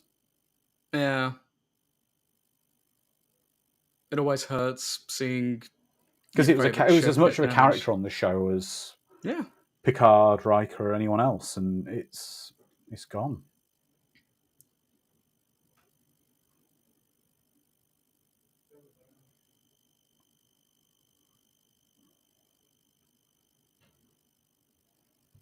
Like in Red Dwarf, when I saw the Red Dwarf blow up, I was like, Yeah. what? But the show's called Red Dwarf! That's a nice painting. Oh yeah, matte painting's beautiful. But Star Trek's always had phenomenal matte paintings. God, I miss them. I miss Yeah. them. Bring them back.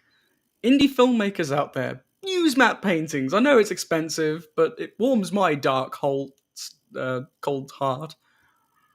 I'm sure it does for some other people as well. I don't know, James. You're saying there's no emotional impact for you. It's not like the Search for Spock, which tied into the characters. For me, there was very much an emotional impact seeing the Enterprise D gone, the star drives destroyed, saucers in ruins.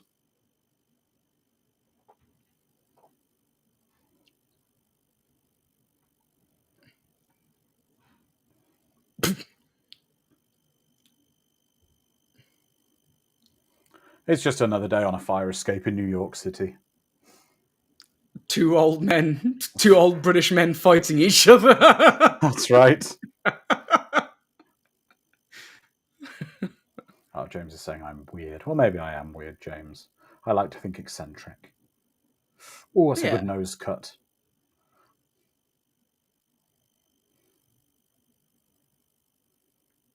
Gozer, is that you?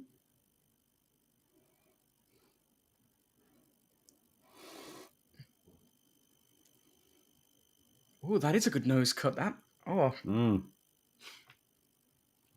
I hate it when you get the slightest damage to your nose and it does not stop bleeding. Oh, definitely. Definitely. Oh.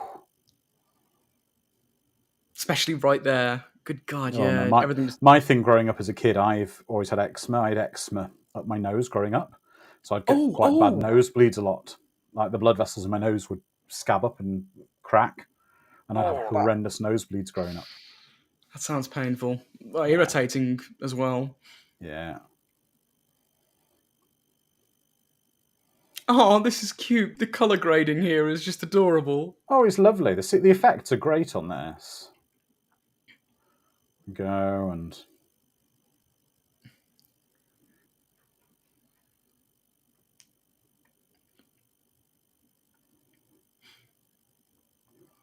But unfortunately, to get the energy wave there, he had to blow up the sun.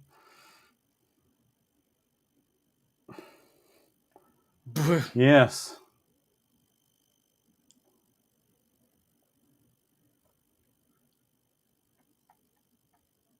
Credits roll.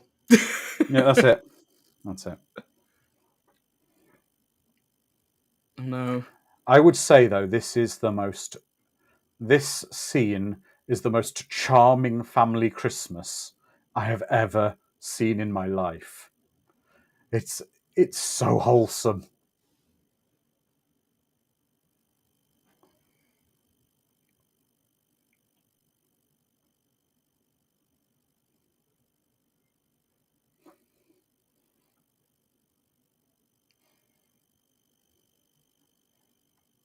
I like how all his kids are Victorian children. I love the fact.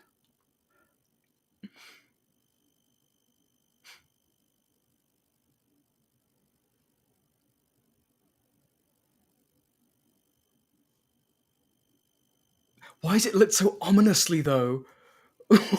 Nice. It's like Christmas. It's all candles and cup of Earl Grey. But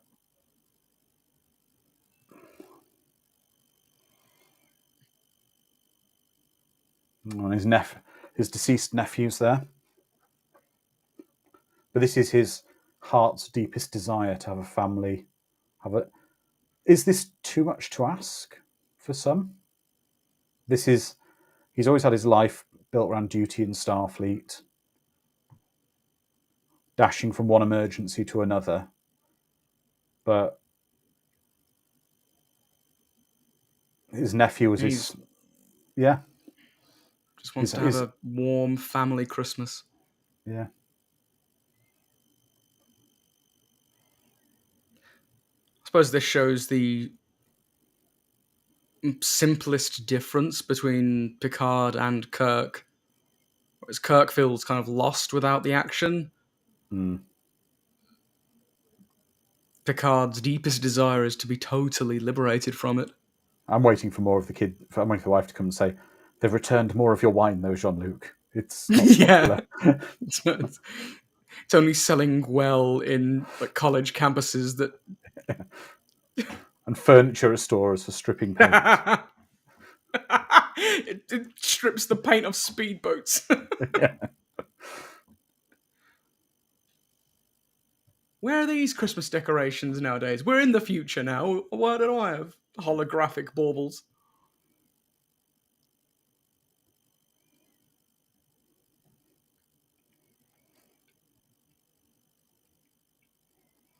Yeah, exactly, Sharon. When you think that Captain Picard, the main reason Captain Picard became a captain was his love of Horatio Hornblower. It would be his desire to be in this era. Oh, definitely. His dream was to be a captain of the kind of those old sailing ships in the Victorian era with those families and have Victorian children playing with plastic fighter jets. But it's a lovely, idyllic family thing that he'd never had. But I think even in his heart, though, he knows it's not real.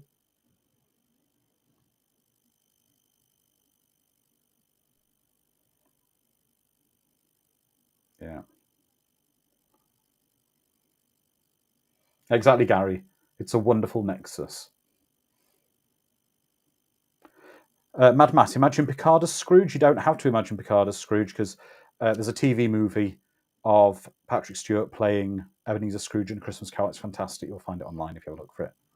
Yeah.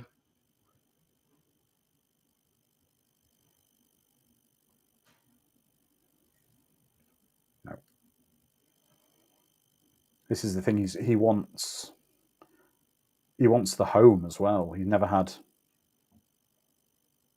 any of this.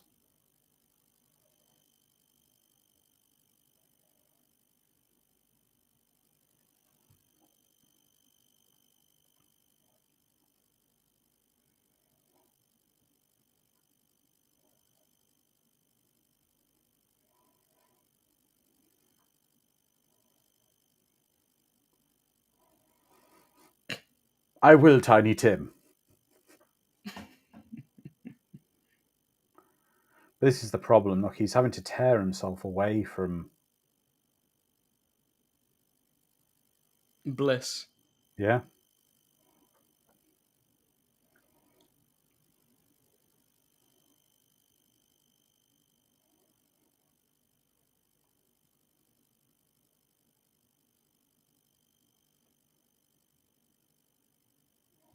The goose, mother.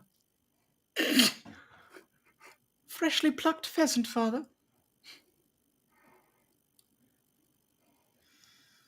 That child's unnerving. Yeah, but Mr. Furzer, you're saying bliss would be a great deal different for you. But the idea is, this is his heart's deepest desire of what he never had, what he always felt he wanted. So your nexus, Mr. Furzel, would be whatever your heart desires most. Deep down, what you truly, truly desire. I mean, I think it probably goes beyond the shallow, beyond having $1 million and a Ferrari, you know? I don't know. They're part of there. In me, there's $1 million and the Ferrari's outside, yeah. Besides the candle James, I don't think Dom's would be to be the child in Extro, no. I certainly wouldn't have a creepy merry-go-round in my living room, though. Are you sure? Maybe? I don't know. I'm very easily influenced, so perhaps. Yeah. That's the question, Sharon, and that's the interesting question raised by this film, isn't it? Would you want your heart's desire even if you know it's not real, it's only what you can dream of? Mm. Making the Red Dwarf comparison once again, there is an episode in season 2 called Better Than I Life, remember, which yeah. has this exact concept. And one of Yeah. the characters is absolutely incapable of having good things given to him. So he makes everything bad because he desires it. It's glorious. That would probably be Yeah. my. Yeah, Sharon, it is an interesting discussion. Everyone has their own answer.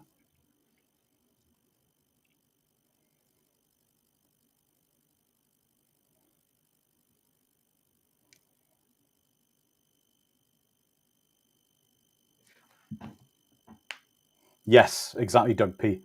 The Man Who Has Everything in Justice League Unlimited, phenomenal episode, and it's a very similar thing, whereby Superman has his heart's desire, but it's not real.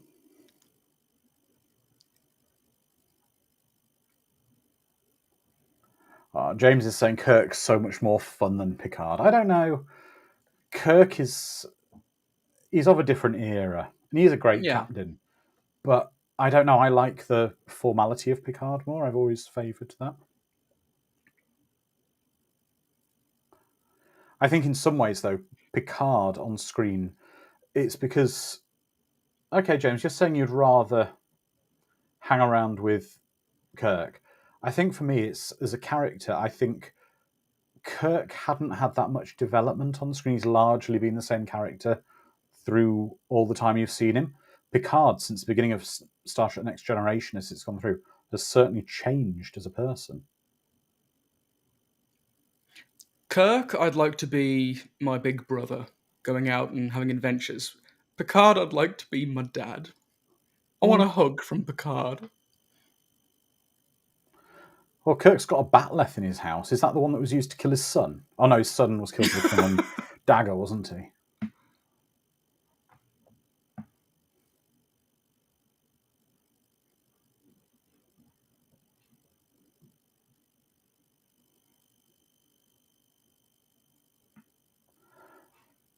Yes and no, James goes through huge changes. He doesn't tend to soften up his personality. Yes, he faces a no-win scenario, but largely he's still the same person. Yeah, but he faces death throughout the series, James. I kind of know what you're saying there, but I would go with at the start of Next Generation, Picard is very much straight-laced, difficult, won't let himself get near to anyone. And by the end of the show, he's playing cards with everyone. Yeah. But that's cool. No one's going to ever, James, and what you say is no less important than what I'm saying, because there's a captain for everyone in Trek. That's the beauty It's of true. it.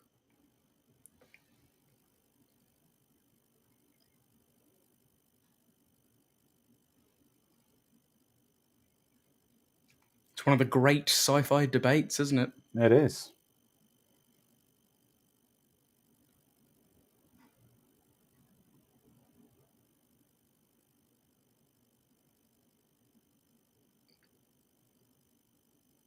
I had almost forgotten that the original series cast were in this for a long time. Yep. And I can't help but think, would it be better if they weren't? I don't know. I think the bits with Kirk here, it's interesting, but I don't know. It's very interesting that It's he's definitely here barely in more. it. Yeah, it's barely in it. He's definitely here more for the fans than Yeah. Picard as a plot. character. He doesn't Yeah. need to be there. Well, Kirk's largely a supporting character in this, isn't he? Mm.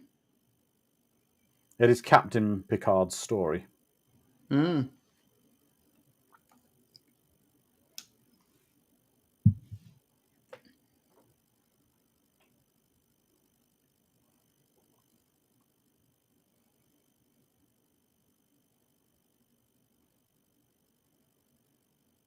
Yes, exactly, Sharon. But this is Kirk not being able to move on. He's saying he gets the sense that Kirk seems to be doing the same thing over and over. He mentions that he feels like he just got there, but it's been decades, so he's living the same. Yeah, he is. He's basically living the same moment over and over again because we could see that when Kirk was introduced at the start of the film, he's trapped in the past. He has to be a captain. He wants to be a captain. That's all he wants to really be. So in a way, he's lying to himself about what he thinks is his heart's desire.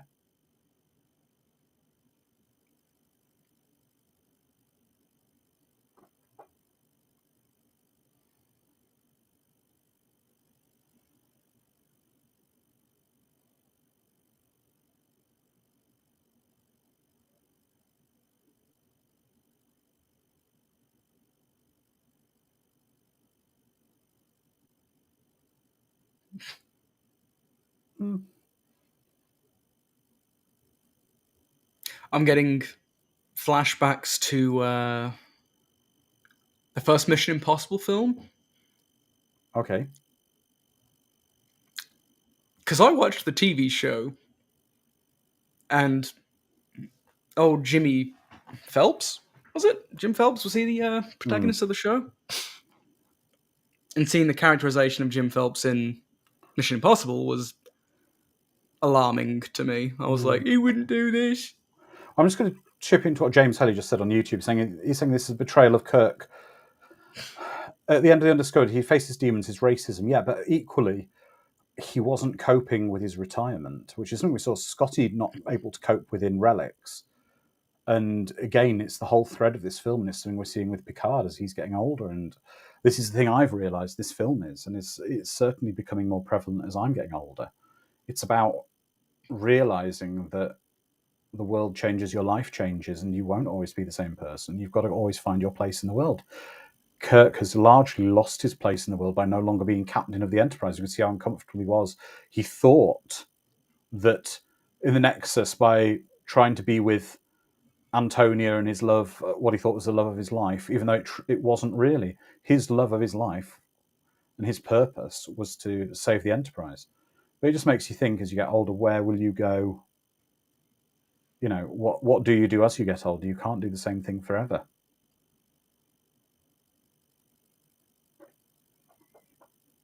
This film for me is this film for me is largely a piece about aging and understanding life changes. That's what I've I'm in my 40s now. I saw this. I was 16. I would have been 17 or 18 when I saw this. So I was a kid. Absolutely, I was a kid. But I've moved on a lot in my life, and now I think that's why I appreciate this film differently. That I've learnt it's about these characters trying to find their place in a world that changes. It also does show the perspective difference between Kirk and Picard again, because to Jim, holding on and constantly fighting that fight to keep the action in your life, or to keep the people in your life doing what they're doing, you need to have that degree of tenacity. Yeah. Whereas Picard was always a negotiator. He had to come to terms with a lot of things. Jim fought through. He beat impossible odds. Yeah.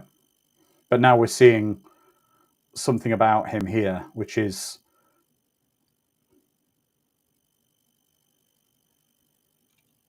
he realizes this isn't real. This isn't fulfilling him. It's he knows it's not where it is. Yeah, exactly, James. He realizes there's no jeopardy to what he's doing. And as life moves on, and again, this is Captain Picard realizes the same thing Kirk realizes here, that to move on, you have to let go to those people you have to honor those people you've lost, but let them go.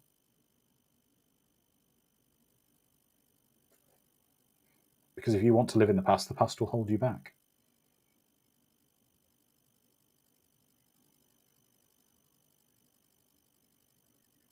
Yeah, Keith, that's a really good point. It feels like the story of both how time moves on, and it's not the same as when you were young, and you have to accept that, but also it doesn't mean you're irrelevant. Yeah, Daniel, that was the scene in the film that made you cry. And Gary takes Ripple. James saying, "Who is Antonia? Why isn't it Carol Marcus?" Well, I think that was an earlier draft they were on about Carol Marcus, but it could be with Kirk. He felt that his relationship was with Antonia, who this one we hadn't seen. And Kirk, it's hardly a surprise to see Kirk having a relationship with another woman. You know, I mean, he had a different woman every week. But Sharon timestamp at the moment, roughly 1 hour and 39 minutes.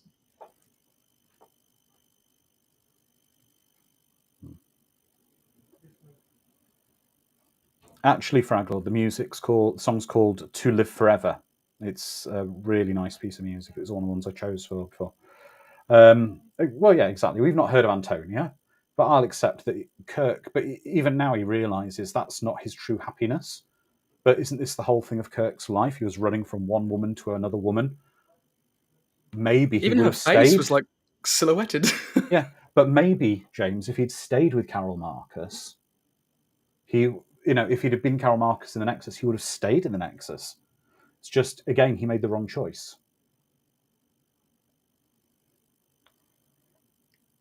His first and only love was the Enterprise.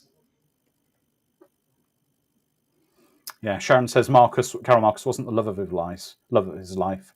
I don't think she ever was. No. I mean, ultimately, in a way, she was a woman he potentially just had a kid and a fling with. You know, these things do happen sometimes.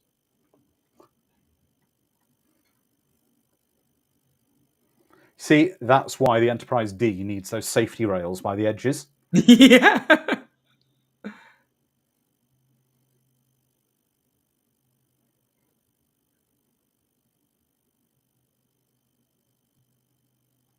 It's funny, when I think of the TNG movies, I think action schlock more so than sci-fi.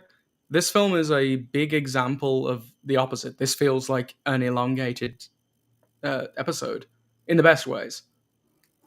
I've got to go back to James. I'm having a good conversation with him. Said Kirk isn't the womanizer.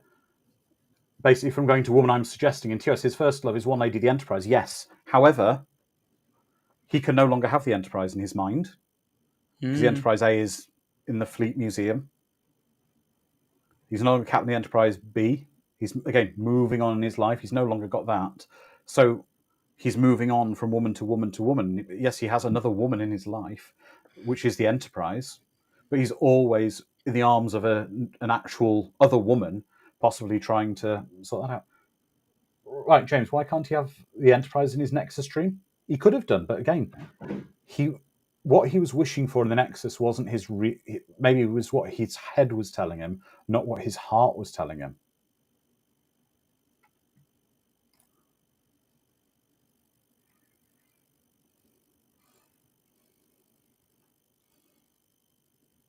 Get a good bit of old-fashioned Kirk rough and tumble. If his shirt doesn't get ripped somehow, I'm going to be disappointed.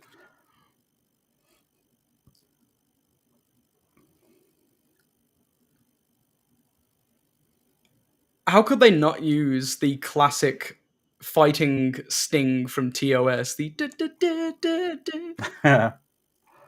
How could they resist? I wouldn't have been able to resist. Oh, my back.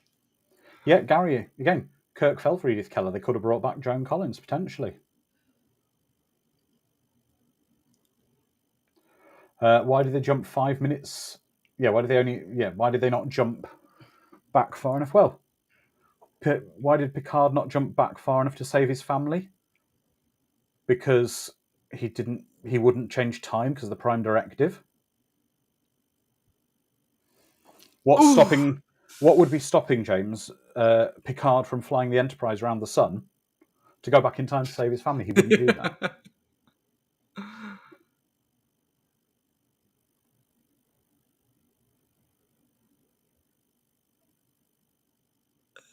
Exactly, Sharon. This film's having a really good debate, and guys, I love you all to bits. This is a really good conversation. This is what I love about watch parties, where we are debating these points. Yeah. we're all giving our 2 cents and we're coming to conclusions and Mhm. fighting each other's conclusions in a polite, civilized Oh, way. definitely, definitely. It's what good sci-fi does. It creates this debate. Calbot, shouldn't there be another Picard throwing rocks at the force field? I don't know quite how the Nexus magic works, I'm afraid. But yeah, I would have thought that, but maybe not.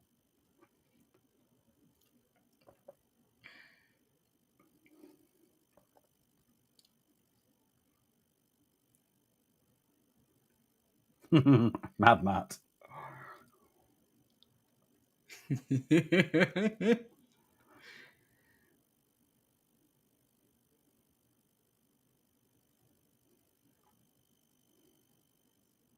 I just got this new suit and now it's all scuffed. I love this bit with Kirk now.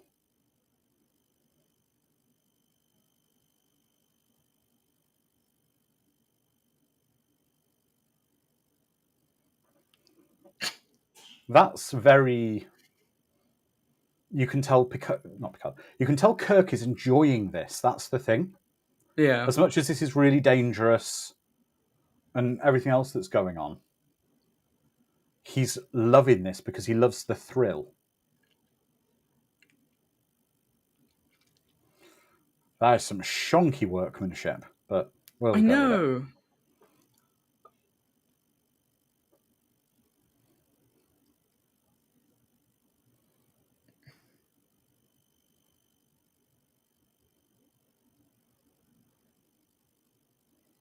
Oh, Mad Matt, Captain on the bridge.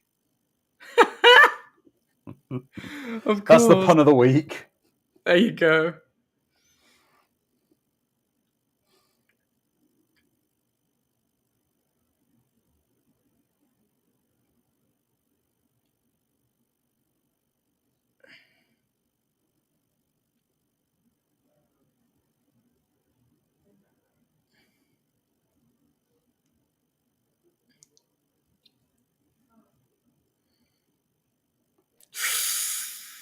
Oof. Ow.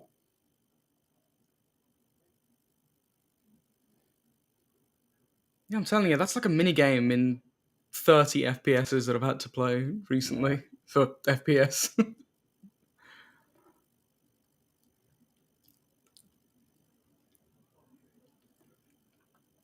Well, James, yeah, I mean, he loves being the captain, being in danger. He really does love that stuff. That's Kirk's purpose.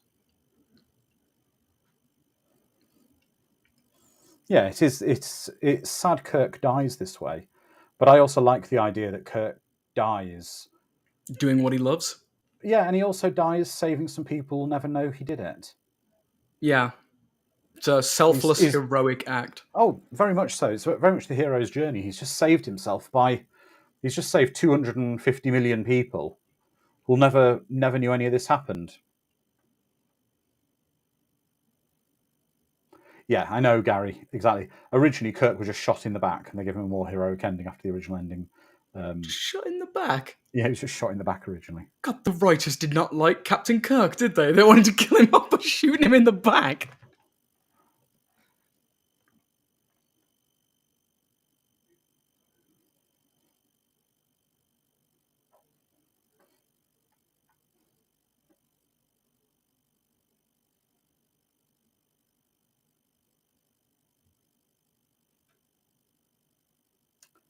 Well, Mad Matt is saying negates Kirk saying he would die alone, but technically, well, he did die alone, as in, I think he was inferring when he said about dying alone, he would die alone, as in not with Spock or Bones. So he did die without them.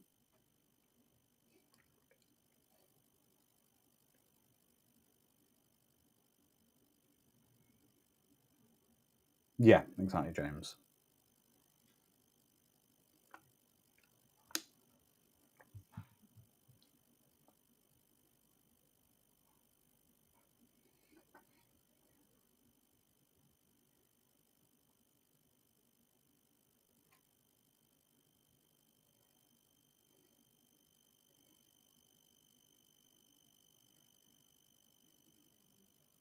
I like that as well. He is passing the baton, passing I the like this torch. as well, his last line.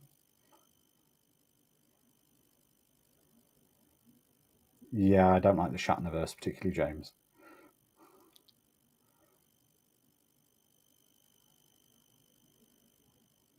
I love this, though, where he says, his final words are, oh my, as if he's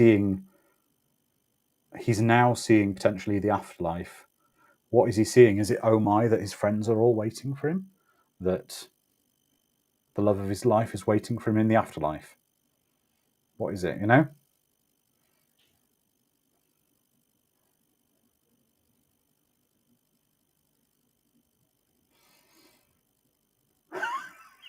James, I am not bad and wrong. My nexus is not watching Mac and me forever. Now that's my hellscape.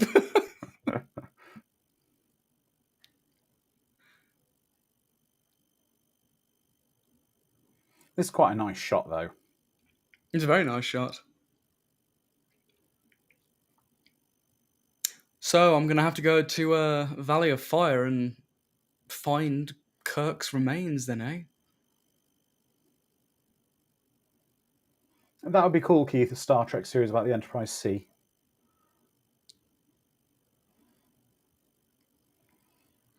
And yes, this does make sense that the Enterprise shuttles would survive because the Enterprise D main shuttle bay was in the saucer section.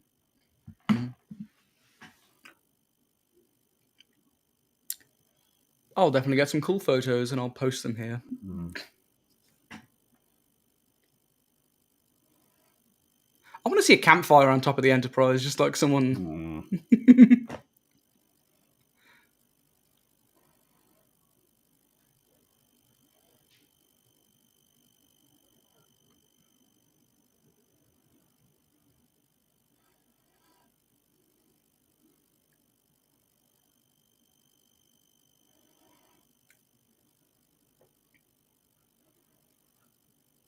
Mm.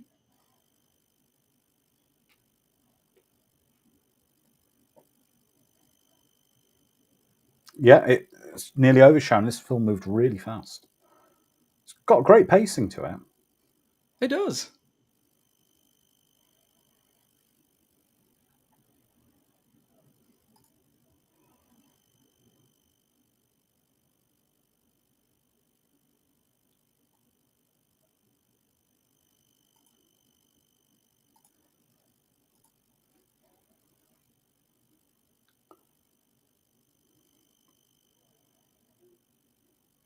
Everyone loves their kitty, though.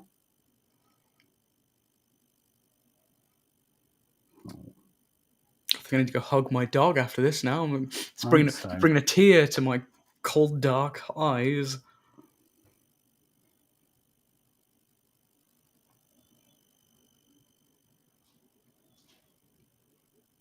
I like how he's next to a vat of hazardous materials as well. Yeah.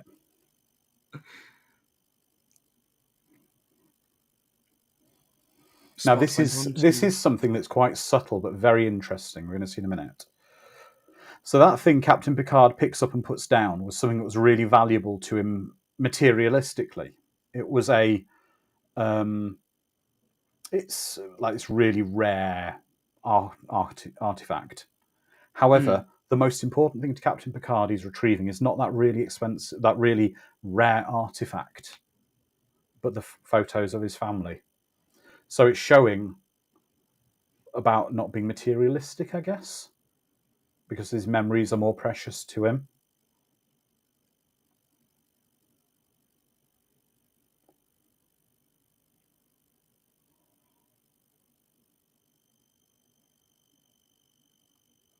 It's a very, very important thing to think of.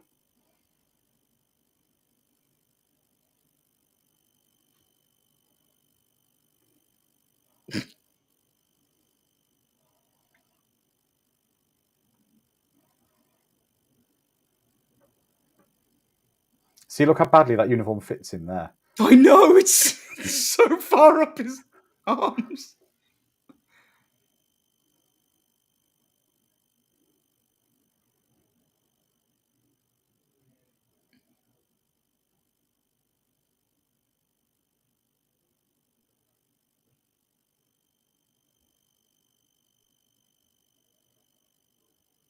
Exactly. He doesn't smash the artifact. He just places it back down, but it's not as important to him as the photo album. That's right, Doug. That's Avery Brooks' uniform he was wearing. And there we go, everybody. That was Star Trek Generations. I had a fantastic time with that. I'd like to take everyone's comments on it, especially those who've revisited it and what they think of it. Dom, someone who's not seen it for quite a long time, how did that track with you this time? I really enjoyed it. I enjoyed it more than I thought I would. I went in trying to take off my rose tinted glasses from the Next Generation series, but those tinted glasses actually helped me connect this to the series, and it felt like a longer episode of the series. I could see the B plots, and it was just pleasant. I think it helps that I don't have the strongest connection to the original series, so that negativity doesn't affect me. And I can see a very realistic arc for Kirk in this. And I blasphemous, I know. I don't think it did Kirk too dirty. I liked Kirk's arc in this, but like I said, I don't have the strongest connection to the character, so I'm not the No, one who should no. be judging it. I As I enjoyed say, it. yeah, as I was saying, I think it's very much a piece about life changing as you get older. I mean, that's the Yeah. thread of the film, and as life changes, as things move on, and it's very much for me. Upon watching it, 20 plus years after I first saw it, I feel very different about the film. I think it's quite competently made. It looks great. It's got a good score. But let's take the comments from the community anyway. So, Gary says, Dave Carson, who directed this, should direct the Coronation Street movie. That'd be fantastic. Keith over on YouTube says, as a kid, I wasn't a big fan of it, but now I see a lot more things I like about it. James Hellier, a Thanksgiving turkey. I didn't like it then. I don't like it now. I don't think it serves either crew well. Gary, positives, cinematography, music, VFX, some impressive sets. Hell if I know, not a bad bridge. And yeah, there we go, over on YouTube. Let's see what the Discord gang are saying. Sharon says, everyone hug their pets when this is over. And then let's go through some of these. Mr. Furs will like First Contact better. Well, we are going to be watching First Contact in July. You'll get to know the date then. Ms. Swift, all hail Geordie in the banana clip. I used to wear one in the 80s. Sharon, fantastic, love it. Calbot, I've always loved Generations, but never satisfied with Kirk's death scene. Edward Black Prince, visually appealing, interesting themes. I still don't like it. Doug P, another fun headcanon bit. I imagine Elizabeth Shelby was captain of one of those ships, potentially. Fraglord, I forgot a lot about the last act, but it stuck with me. Can't say it feels like a full movie, but it's well made and the crew's good company as always. Themes are more relevant for me 20 years now than 20 years back. Good stuff. Doug P, I have a soft spot for this movie. I know it's not the best and there's parts that aren't great, but it's still fun. Yeah, so that was Star Trek Generations. I had a real blast with that and a really good chat with you all about it. So we will be back in 7 days and we are going to be watching, and I think Carla might be joining for this one as well, Dom, Ninja 3, The Domination. So mysticism, martial arts, and breakdancing. Oh, I'm this looking is going to be forward a to treat. that. Yeah, I will post the trailer into the Discord for anyone who doesn't know what the film is. Let me find it. 2 seconds. Ninja 3, the Domination trailer. Let me find the trailer and put that in the Discord chat. Anything with ninjas and breakdancing. Don't worry, you don't need to see Ninja 1 or 2 to Yeah, you don't need to yourself. see. You don't need to see the other ninja films. I don't know if Oh, they're even Griffin. remotely connected. Griffin saying, I adore this film. I saw this film with my father in the cinema and he recently passed away. And I can't help but tear up while watching this particular film. Well, Griffin, I understand where you're coming from, my friend. And that's a great memory to share with us. So be safe. So everybody, we'll be back in 7 days. Be kind. Look after each other. Give the loved ones that hug. And yeah, just remember, we're all here for each other. So until then, stay safe and we'll see you in 7 days. Good night. See you then.